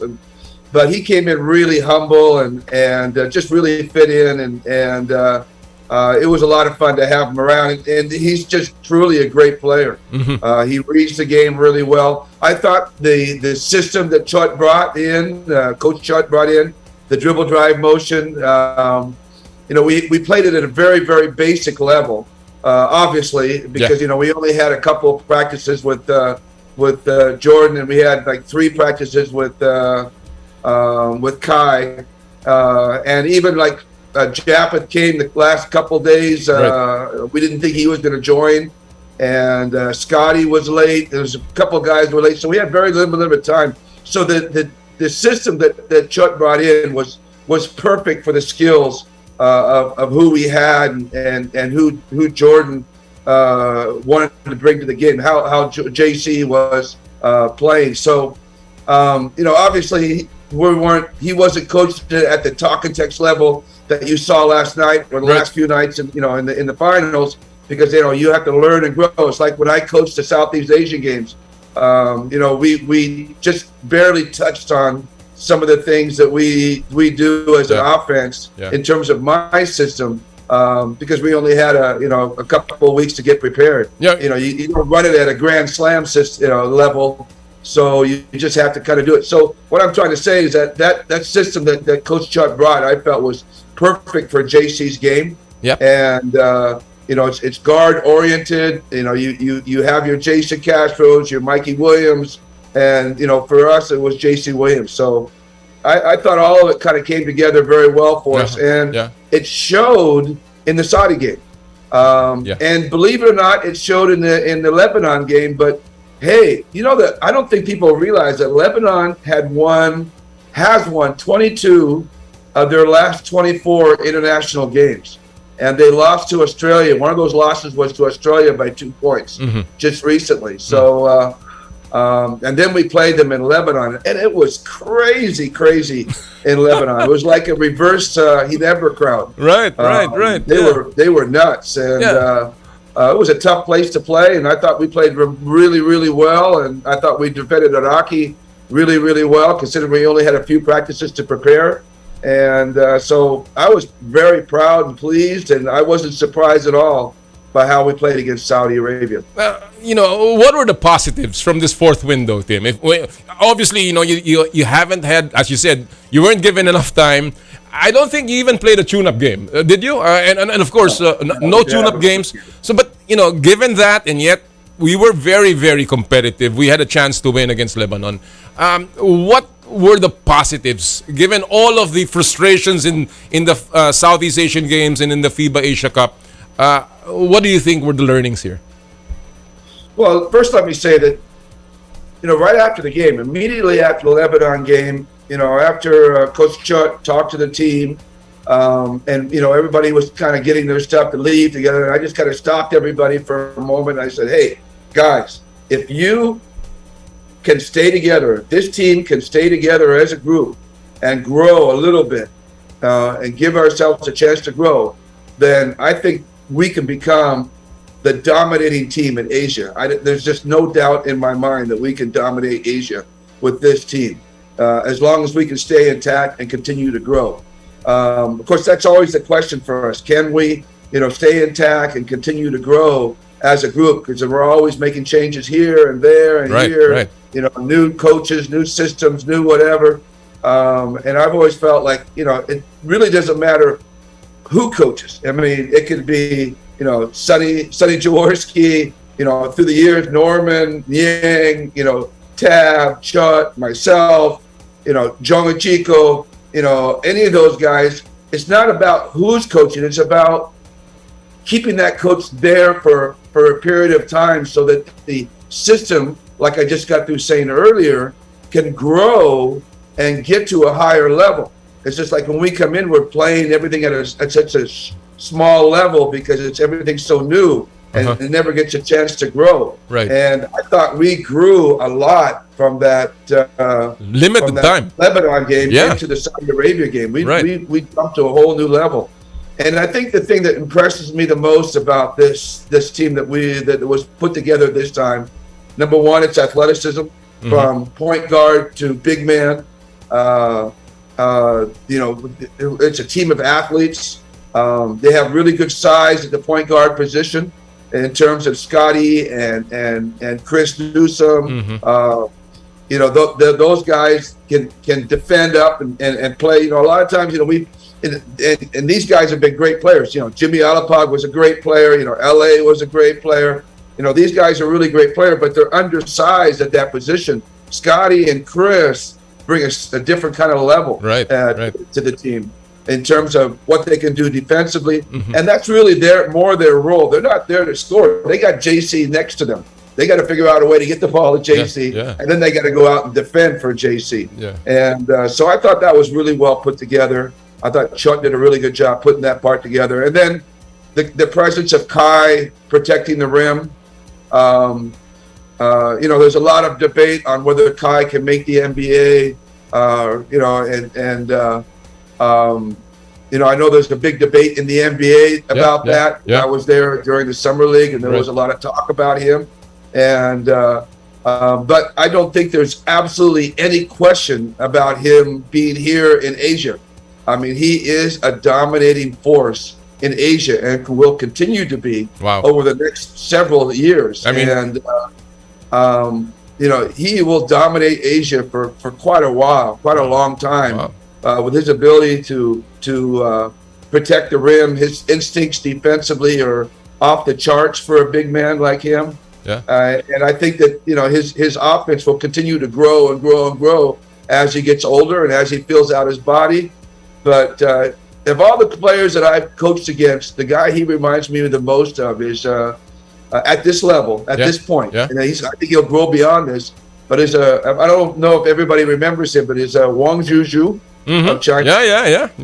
And Wang Zhuzhu was a beast at in the Asian level when we were playing against him. Lefty, could shoot outside, 7'1", 7'2", could block shots, run the floor. He was an absolute beast. And Kai, I think, is like him. I think a little bit better than Wang Zhuzhu, but has a lot more room to grow.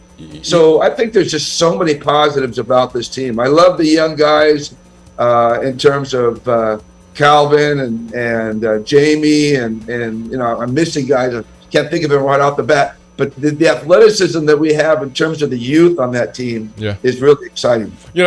Coming from you and analyzing Kai's game, obviously you've seen many players, and it's really nice to hear that obviously Kai will be a mainstay in the national team for a very, very long time. But the question is here, you've been asked this, and I want to ask you again.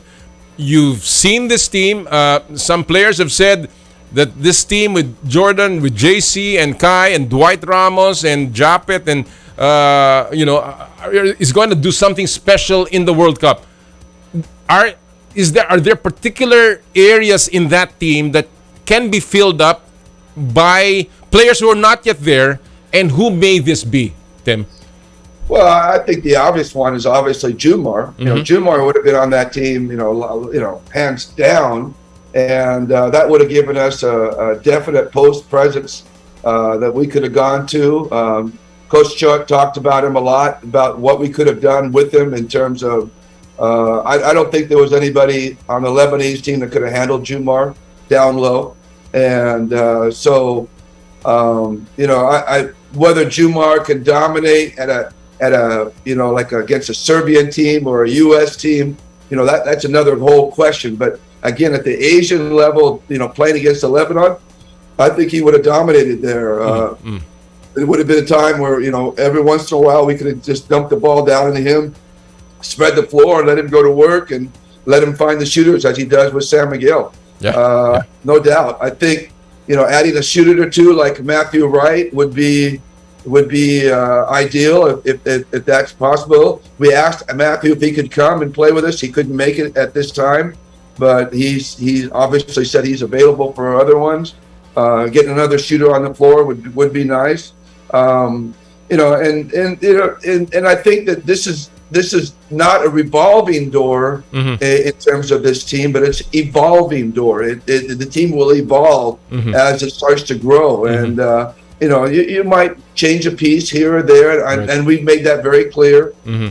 Coach Choda's made that very clear to the team, that there might be a piece here or there that might be, interchangeable.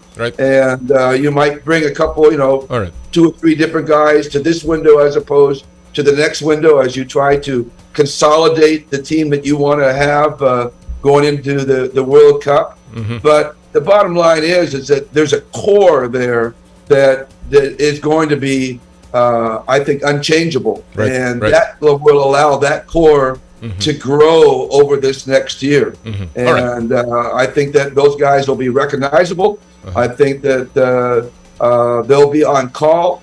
And, as soon as we say, hey, we need these guys, I think, the PBA and the powers that be will snap their fingers and allow these guys to be there for us. Well, now, whether JC and Kai can be at every window because we don't have control over their leagues, JC probably will not be able to. So we'll find a naturalized player to take his place. Well, we know what's at stake in the World Cup. It's not only the World Cup, but the highest placed Asian team will make the Paris Olympics. And as you said, we have a team that's special. It's probably a team that could compete against the best in Asia. You're going to be given 3 months to practice just before the World Cup. Do you think that is enough? That is more than enough? Is that going to be something that something different will be done during that 3-month window? What are your thoughts about that, Coach? It's so far away that we haven't really, in terms of the coaching staff, we haven't spoken. I know Coach Chod has spoken to the SPP about it, and he's talking to the PBA about it, and obviously the PBA has given that 3-month window, and I know they have some plans. But it hasn't really been, shared amongst the coaching staff at this point. We were just more locked into the now. What can we do right now? But those plans are being set up. I know that Al Francis Chua is a part of that. I know that Al Panlilio is a part of that. So that's all being formed at the moment. Okay. Like I said, I'm not really privy to that at this point, but I know that they've been talking about it. So there's a lot of plans in the making. All right. I don't know if they've actually been done in concrete yet. All right. However, again, I think the key is not just those 3 months, but what we can do before those 3 months, and that's the next 2 windows. The opportunities to work with a team. I know there's talk about doing Monday practices with the core group, and that would help a bit. I think a team, before they can become really good and verge on greatness, they have to fail and lose a few times. They have to go through that before they can understand how to play at a really high level, what it will take as a group to play at a high level. Right. So anytime we can go out and play and play someone really good and tough is going to teach us something about ourselves. Okay. And you don't want to have to learn that when you get to the World Cup. You got to know that before you get to the World Cup. So hopefully we'll have opportunities to come together as a group and play at any time that we can. But every moment we do is going to be a growth experience for us. I have a few minutes, and obviously, I want to jump into Ginebra. The conference is coming up. I mean, the third conference, or rather, the second conference is coming up. Tim, how is Ginebra? And how are the boys? Are you already starting practices? Are you? And obviously, how is the situation in terms of their health and condition? We seem to be, doing well. We're on target. Justin is here, and we're back at practice. And we're tweaking things as we always do. We always go into a new conference, trying to tweak here and there, trying to find ways to improve our defense and get a little bit more flow offensively. Justin obviously changes the way we play because he does so many things, and so it opens up a lot of our offense that does not necessarily get opened up during the All Filipino. Scotty and Japeth have been away for the moment, taking a break from the national team. They're expected to start on Monday,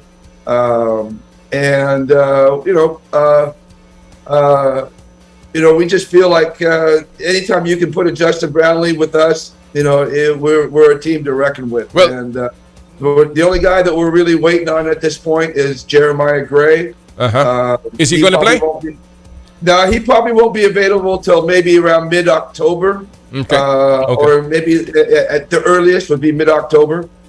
Stanley Pringle looks better, much better than he did last conference. He looks a lot more healthy, he's moving better. And so, those things are all great for us. We struggled with Stanley's health this last conference. Now we're going to be a conference away from that surgery, so hopefully he'll come back a little bit stronger. And Stanley and Justin and maybe You bring Jeremiah Gray in at some point. Right. And of course, Christian and Japeth, LA. Okay. And of course, our main mover, Scotty. You get that group together, I think we can be a team to reckon with. This is a 6-10 conference import conference, and some very big names are coming over. Earl Clark, Thomas Robinson, the Oliver, the guy who's coming in for Talking Tex as well. Are you concerned that Justin Brownlee is smaller than the rest of the field, and is that going to be a factor at all? Well, the way we look at it is that we've got two big guys in terms of Japeth and Christian, and if we brought in a big import that was more of an inside player, then he'd have to share time with Christian and Japeth. And so you're taking one or two of your best players off the floor to bring in a really good player, but you're taking your two best players. By bringing in Justin, even though he's only 6'7" or 6'6", I guess listed 6'5", he is still a dynamic rebounder, a dynamic defender, dynamic offensive guy. We all know that. Oh, we know that. It allows him to play alongside Japeth and Christian, so we get to keep those guys, two of our best players, on the floor at the same time. So it really makes more sense to bring in a smaller guy who will fit with Christian and Japeth than it is to bring in a big guy who will sit Christian or Japeth down on the bench. Yeah. And of course, again, Justin is Justin. He's already won a Best Player of the Award in the 6-10 conference. He's won a championship in the 6-10 conference, and so why make it? It ain't broke. Exactly. All right. Before I let you go, just one final question. Your thoughts about Game 7 tomorrow? I'm scheduled to do the game tomorrow. Wow. So that'll be fun. So we'll see. What do you think is going to be key here, Tim? Very quickly for both teams. Well, San Miguel, very quickly, San Miguel shot lights out last game, but the problem is you can't rely on that kind of shooting every game in, game out, game in. So, Jumar didn't have a big game. I expect a big game from him tomorrow. I think that they'll go to him hard and early, and they'll have to be very careful that they come in and start, throwing up a lot of threes, thinking they're all going to go in again. They're going to have to get back to basics in a Game 7 and play well. Right. Talking text, Jason Castro.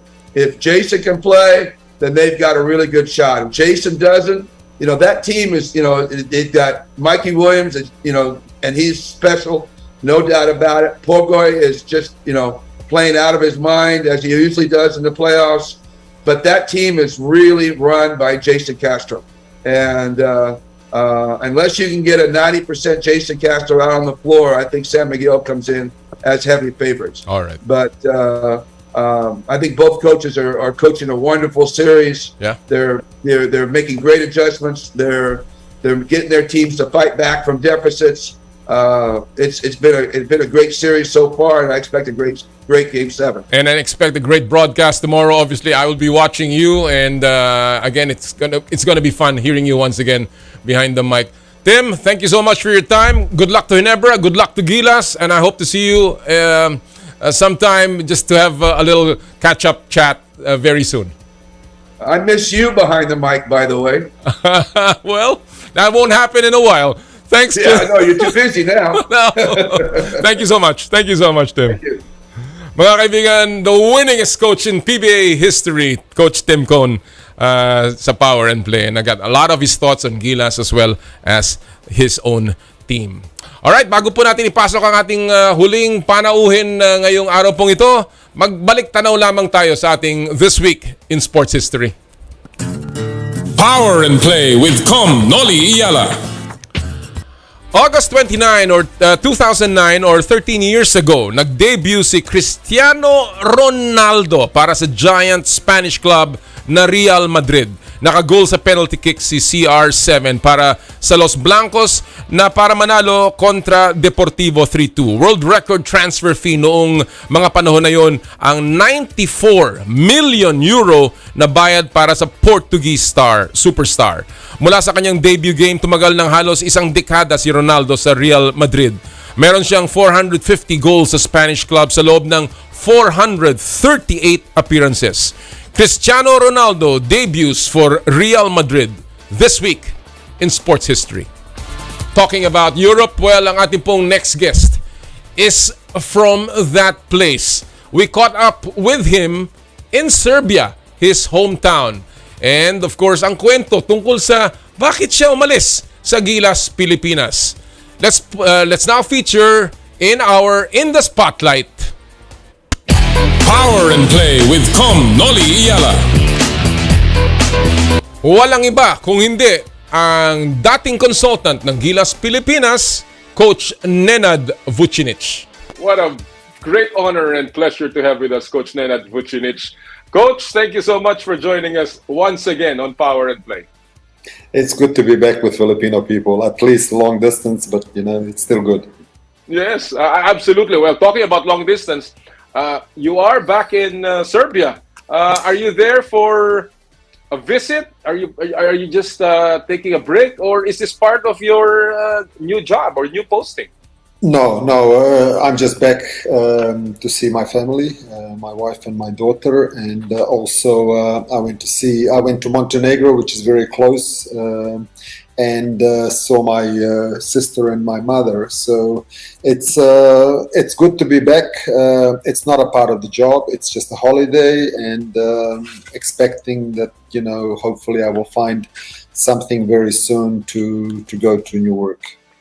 Well, before I ask you about work and past work, how relieving is it to be away from all of that craziness that happened just before you left, Coach? I'm sure you guys, you're not used to this. I know that. I've talked to a lot of international coaches, European coaches, and you guys are very professional. How good is it just to be away from all of that? Well, look, there is certainly a little bit too much drama for my liking. I understand the passion of the fans and the people about basketball, but every issue seems to be a very big issue, and it shouldn't be that way. So it is a bit of a relief, but obviously, I have all the really good memories, going back from Philippines anywhere, and hope to be back in the future, maybe in some different role. That sounds really good. I hate to to bring back all of these, but I want to get it straight from the horse's mouth, as they say. The SBP has said that, and let me just get it straight, let your contract expire and you decided to leave because of quote-unquote opportunities that you want to explore. There are reports, however, that have said that you felt you were not being involved or underutilized. So again, can I just get that straight, just to set the record straight? What is the real score? Why did you leave the Philippines, Coach Nenad? Look, the treatment from SBP and everybody involved with SBP has been very great. Very good. There is no question about me not being happy for not being utilized or anything like that. So those are just rumors. I have been treated very well. My contract has expired at the end of August. We had an option to go for next season as well for 8 months, because this contract was for 8 months.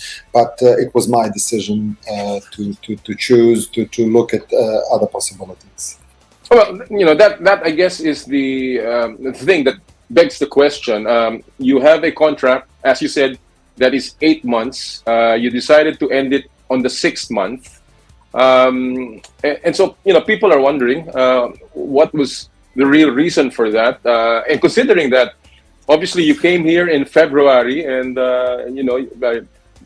many people in the basketball community, particularly in the SBP, were of high praises about you, that you would be a big help to the national program. So, cutting it abruptly 2 months before the expiration seemed a little surprising. Why so, Coach Nenad?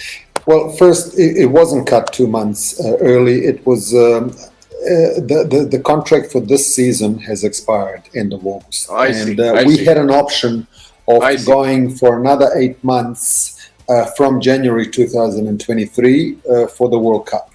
But going step back.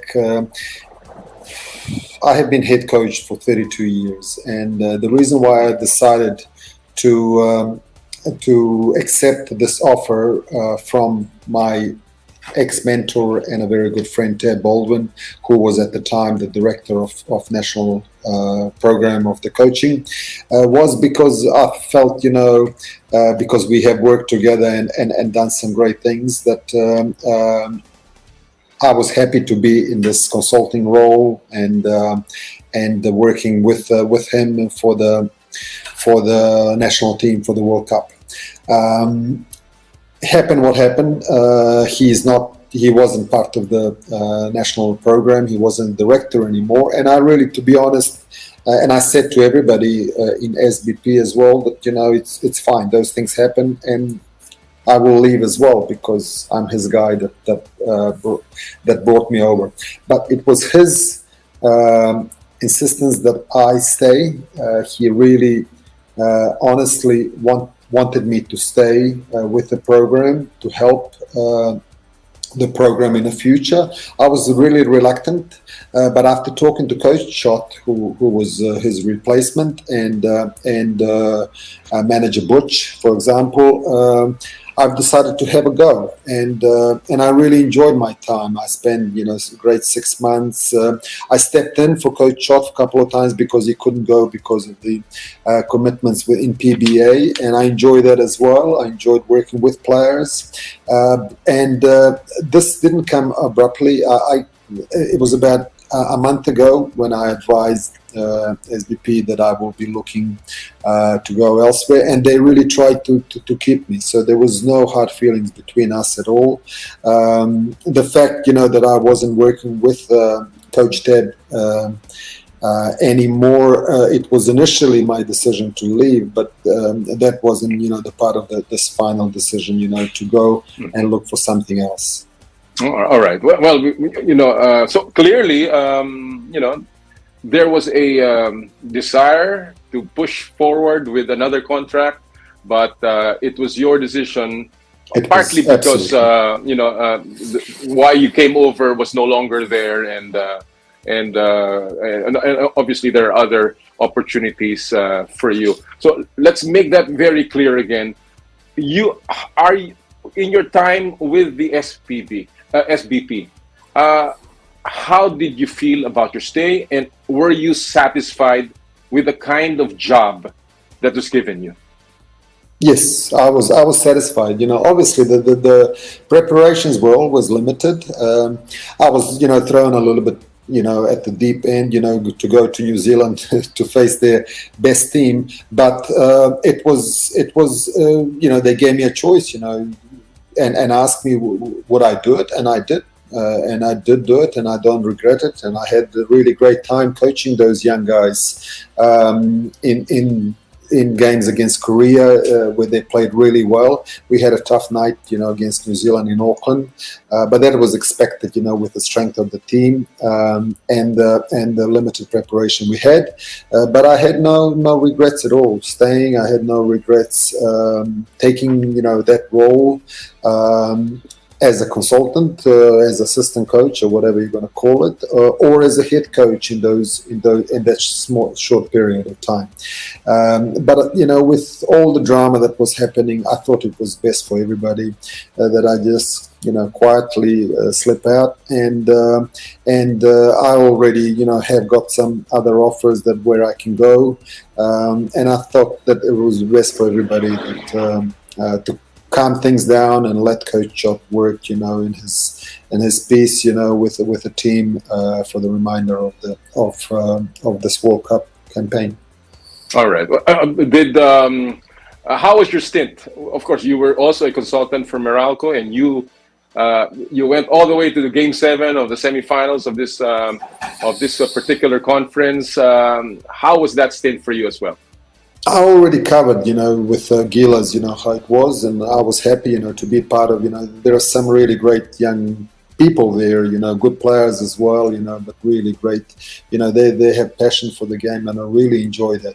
I enjoyed Manila with all the traffic and chaos, but I really enjoyed being in a big city. It's a vibrant city, and there's everything there for you to live. I lived in a nice area as well.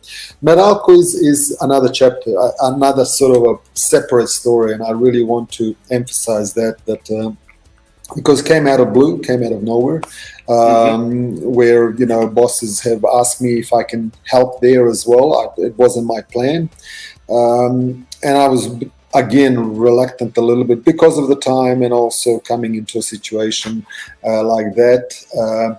But after talking with Coach Norman, I was straight up with him. That I really want to help, and if he doesn't want me there, that he should tell me, and I will refuse the job. But now he was really open, and he was.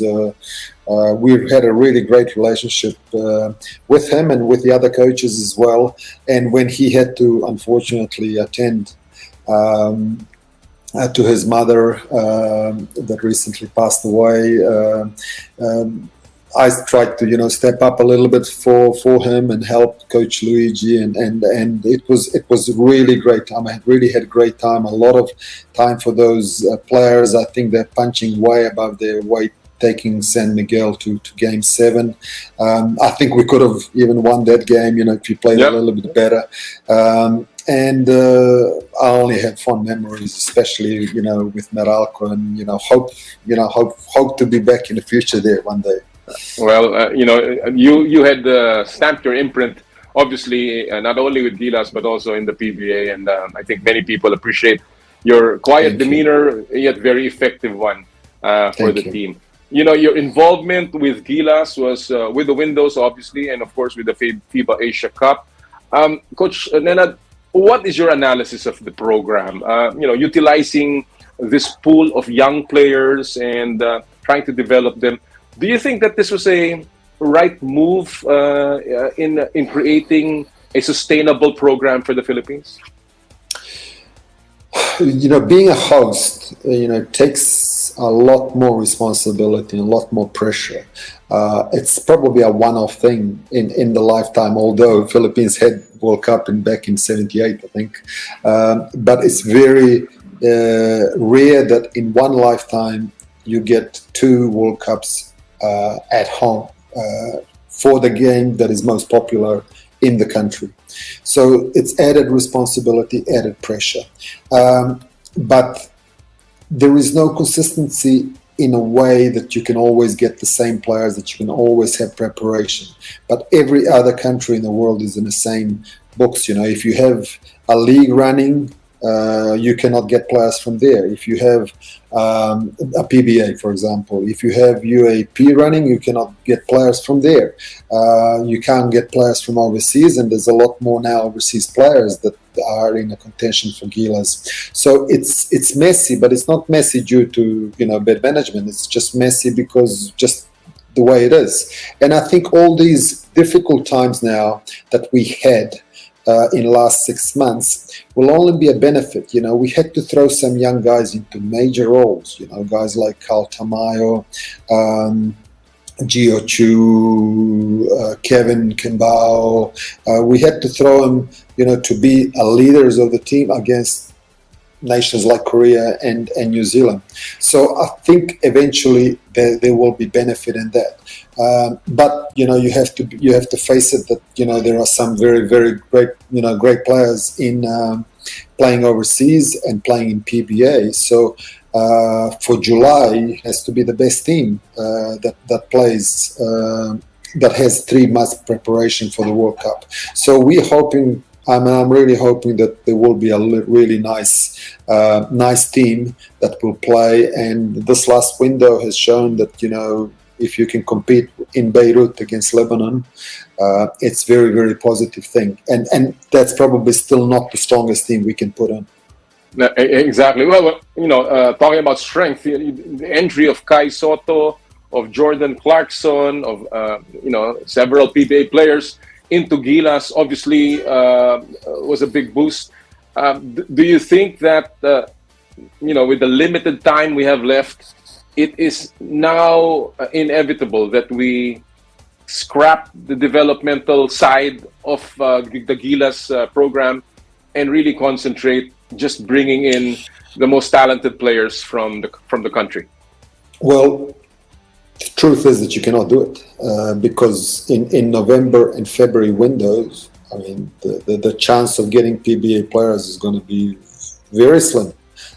So it's going to be tough. And again, you'll be playing tough teams. You'll be playing Lebanon at home. You'll be playing Jordan away, Saudi away as well. Those are going to be tough games. And, you can expect losing there. But the main goal should be that comes June next year, the 3 months preparation, and as I understand, the PBA will come to the party with that and not playing those periods in that period. I think that's more than enough time. 3 months, nobody's going to have that much time.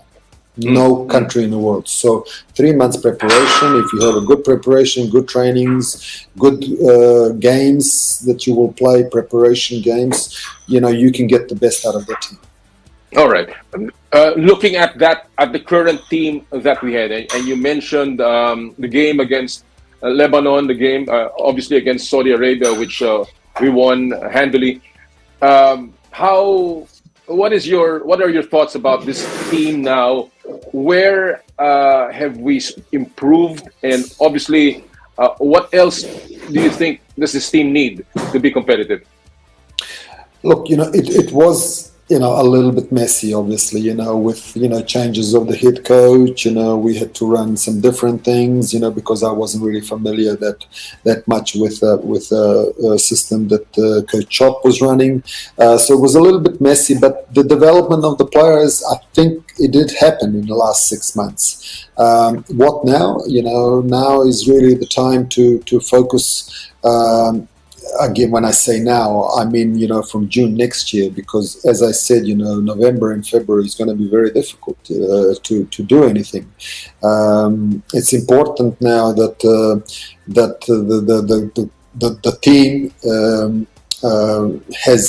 does see, and that all the players that want to play are available, and then to have maybe a larger squad going, because you're going to have injuries during those 3 months, maybe a squad of 16 to 20 players, the best players you can get, and make sure that they're always together for those 3 months, maybe small breaks here and there, but to have that consistency, because if you keep changing the players, then it's not going to be good for anybody.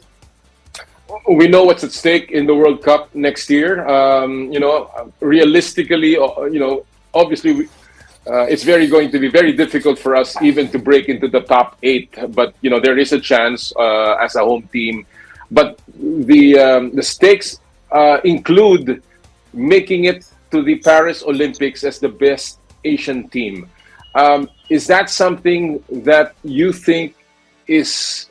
We have a shot, because the Asian region is wide open if you take out Australia, of course, which will qualify for the Oceania division. So, do you think that the Philippines has a shot at making the Paris Olympics? Well, I'll be honest. I think that Philippines have got talent. I think that Philippines have got a great home court. And I think that the team will play extremely motivated. To finish in front of, for example, Australia, who will have their best players and who was top 4. Top 3, actually, even in the Olympics. Would be a huge surprise. But when I say it's a surprise, it can be done. but it's going to require unbelievable performances. Getting out of the section, it's not going to be easy, but I think Philippines can do that. Then when it comes to the knockout phase, then you need to have a little bit of luck on the night, to beat the teams, because I'm not 100% sure about the system. Is it the top 16 go into a knockout phase or top 8? Right, I'm not really sure, but I believe it would be top 16 maybe to go top 16, yes, into knockout phase. So once you get to top 16, in that 8th final, you're gonna play against a very good team. But in a one-off game, can happen. And if you make it a top 8, I think then you have a good chance to be the top team. Well, again, when we talk about the best Asian team, that excludes Australia because they will not be part of that category. We're really going up against China, Lebanon, Jordan, Iran, and maybe Japan. Korea is not even qualified. So see, I wasn't even informed well. Do you think that's more realistic? No. I didn't realize that it's actually that they're gonna split Australia and Asia. If that's the case, then it's a realistic and it's something that needs to be done. Really with all the resources and all the time that we have. And I believe it will be done. What is the impact of Jordan Clarkson to this team, Coach? I mean, high-level player. When you bring a high-level, obviously, it's always with Philippines, with Gilas, you always think you need height. You need a big guy because, Junmar and Japeth, are not young guys anymore and so on.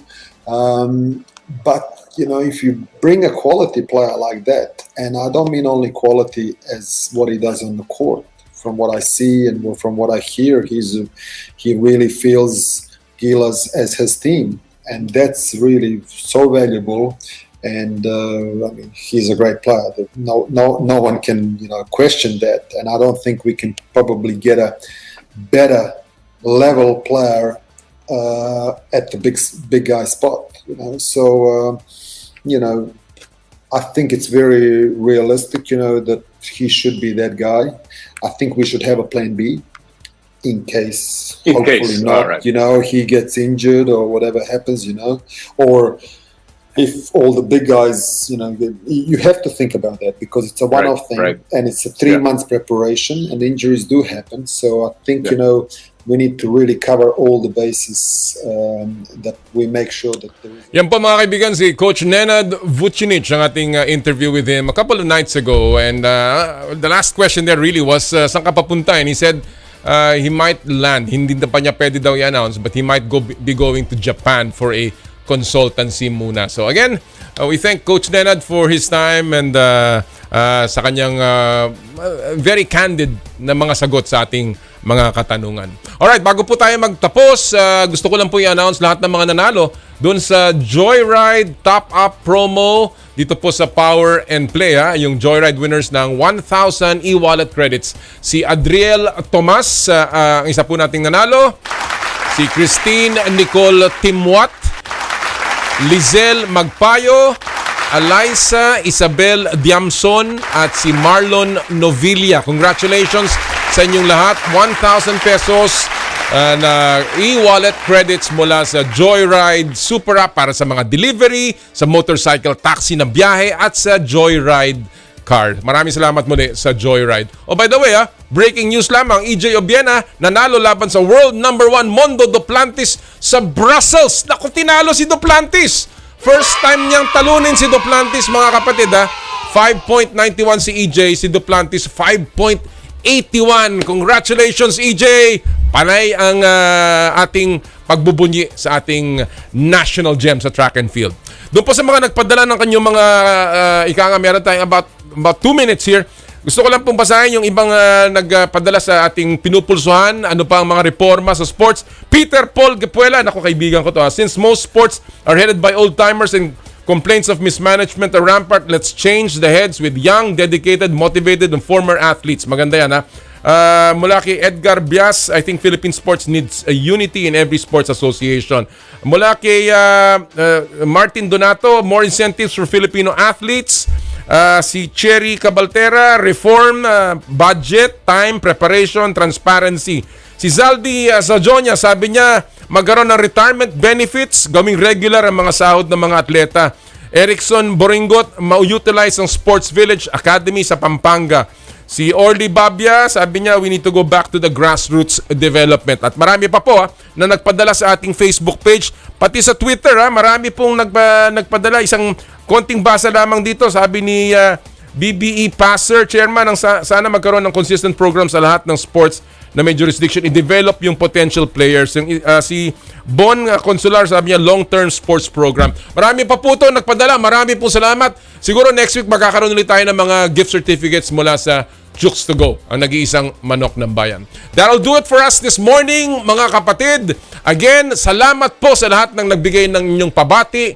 At ako po ay lubos na maligaya at masaya. At ipinapangako po natin, aayusin natin ang ating programa sa sports. Sa ngalan po sa lahat ng bumubuo ng Power and Play, lagi kami nag-iiwan, bawal ang masungit tuwing Sabado at sa lahat po ng ating gawain, ad maiorem Dei gloriam, all for the greater glory of God. Kami po ang 1PH Teleserbisyo para sa Pilipino. Susunod na po ang inay ko po. Happy Sports Weekend, mga kapatid! More power, more play!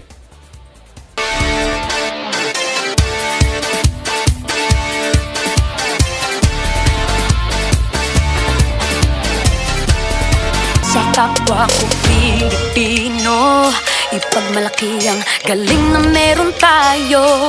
Ilantad ang likas nating talento at magdala ng saya sa mundo. Sa harap ng pagsubok ay di susuko, para sa pangarap tayo'y porsigido. Magpakitang gilas na at huwag magpatalo, ipag-iwang natin ang Pilipino. Yan ang Pinoy. Mula noon at hanggang ngayon, talento natin ng bida. Mula sa simpleng bakuran hanggang entablado natin ipakita. May pagsubok man ng Pinoy, pinalalakas ng saya. San man tayo sa pulo, Chumbe, Sibay, Lakay, Amiga. Sama-samang pakita ang galing natin katropa. Sa kapwa ko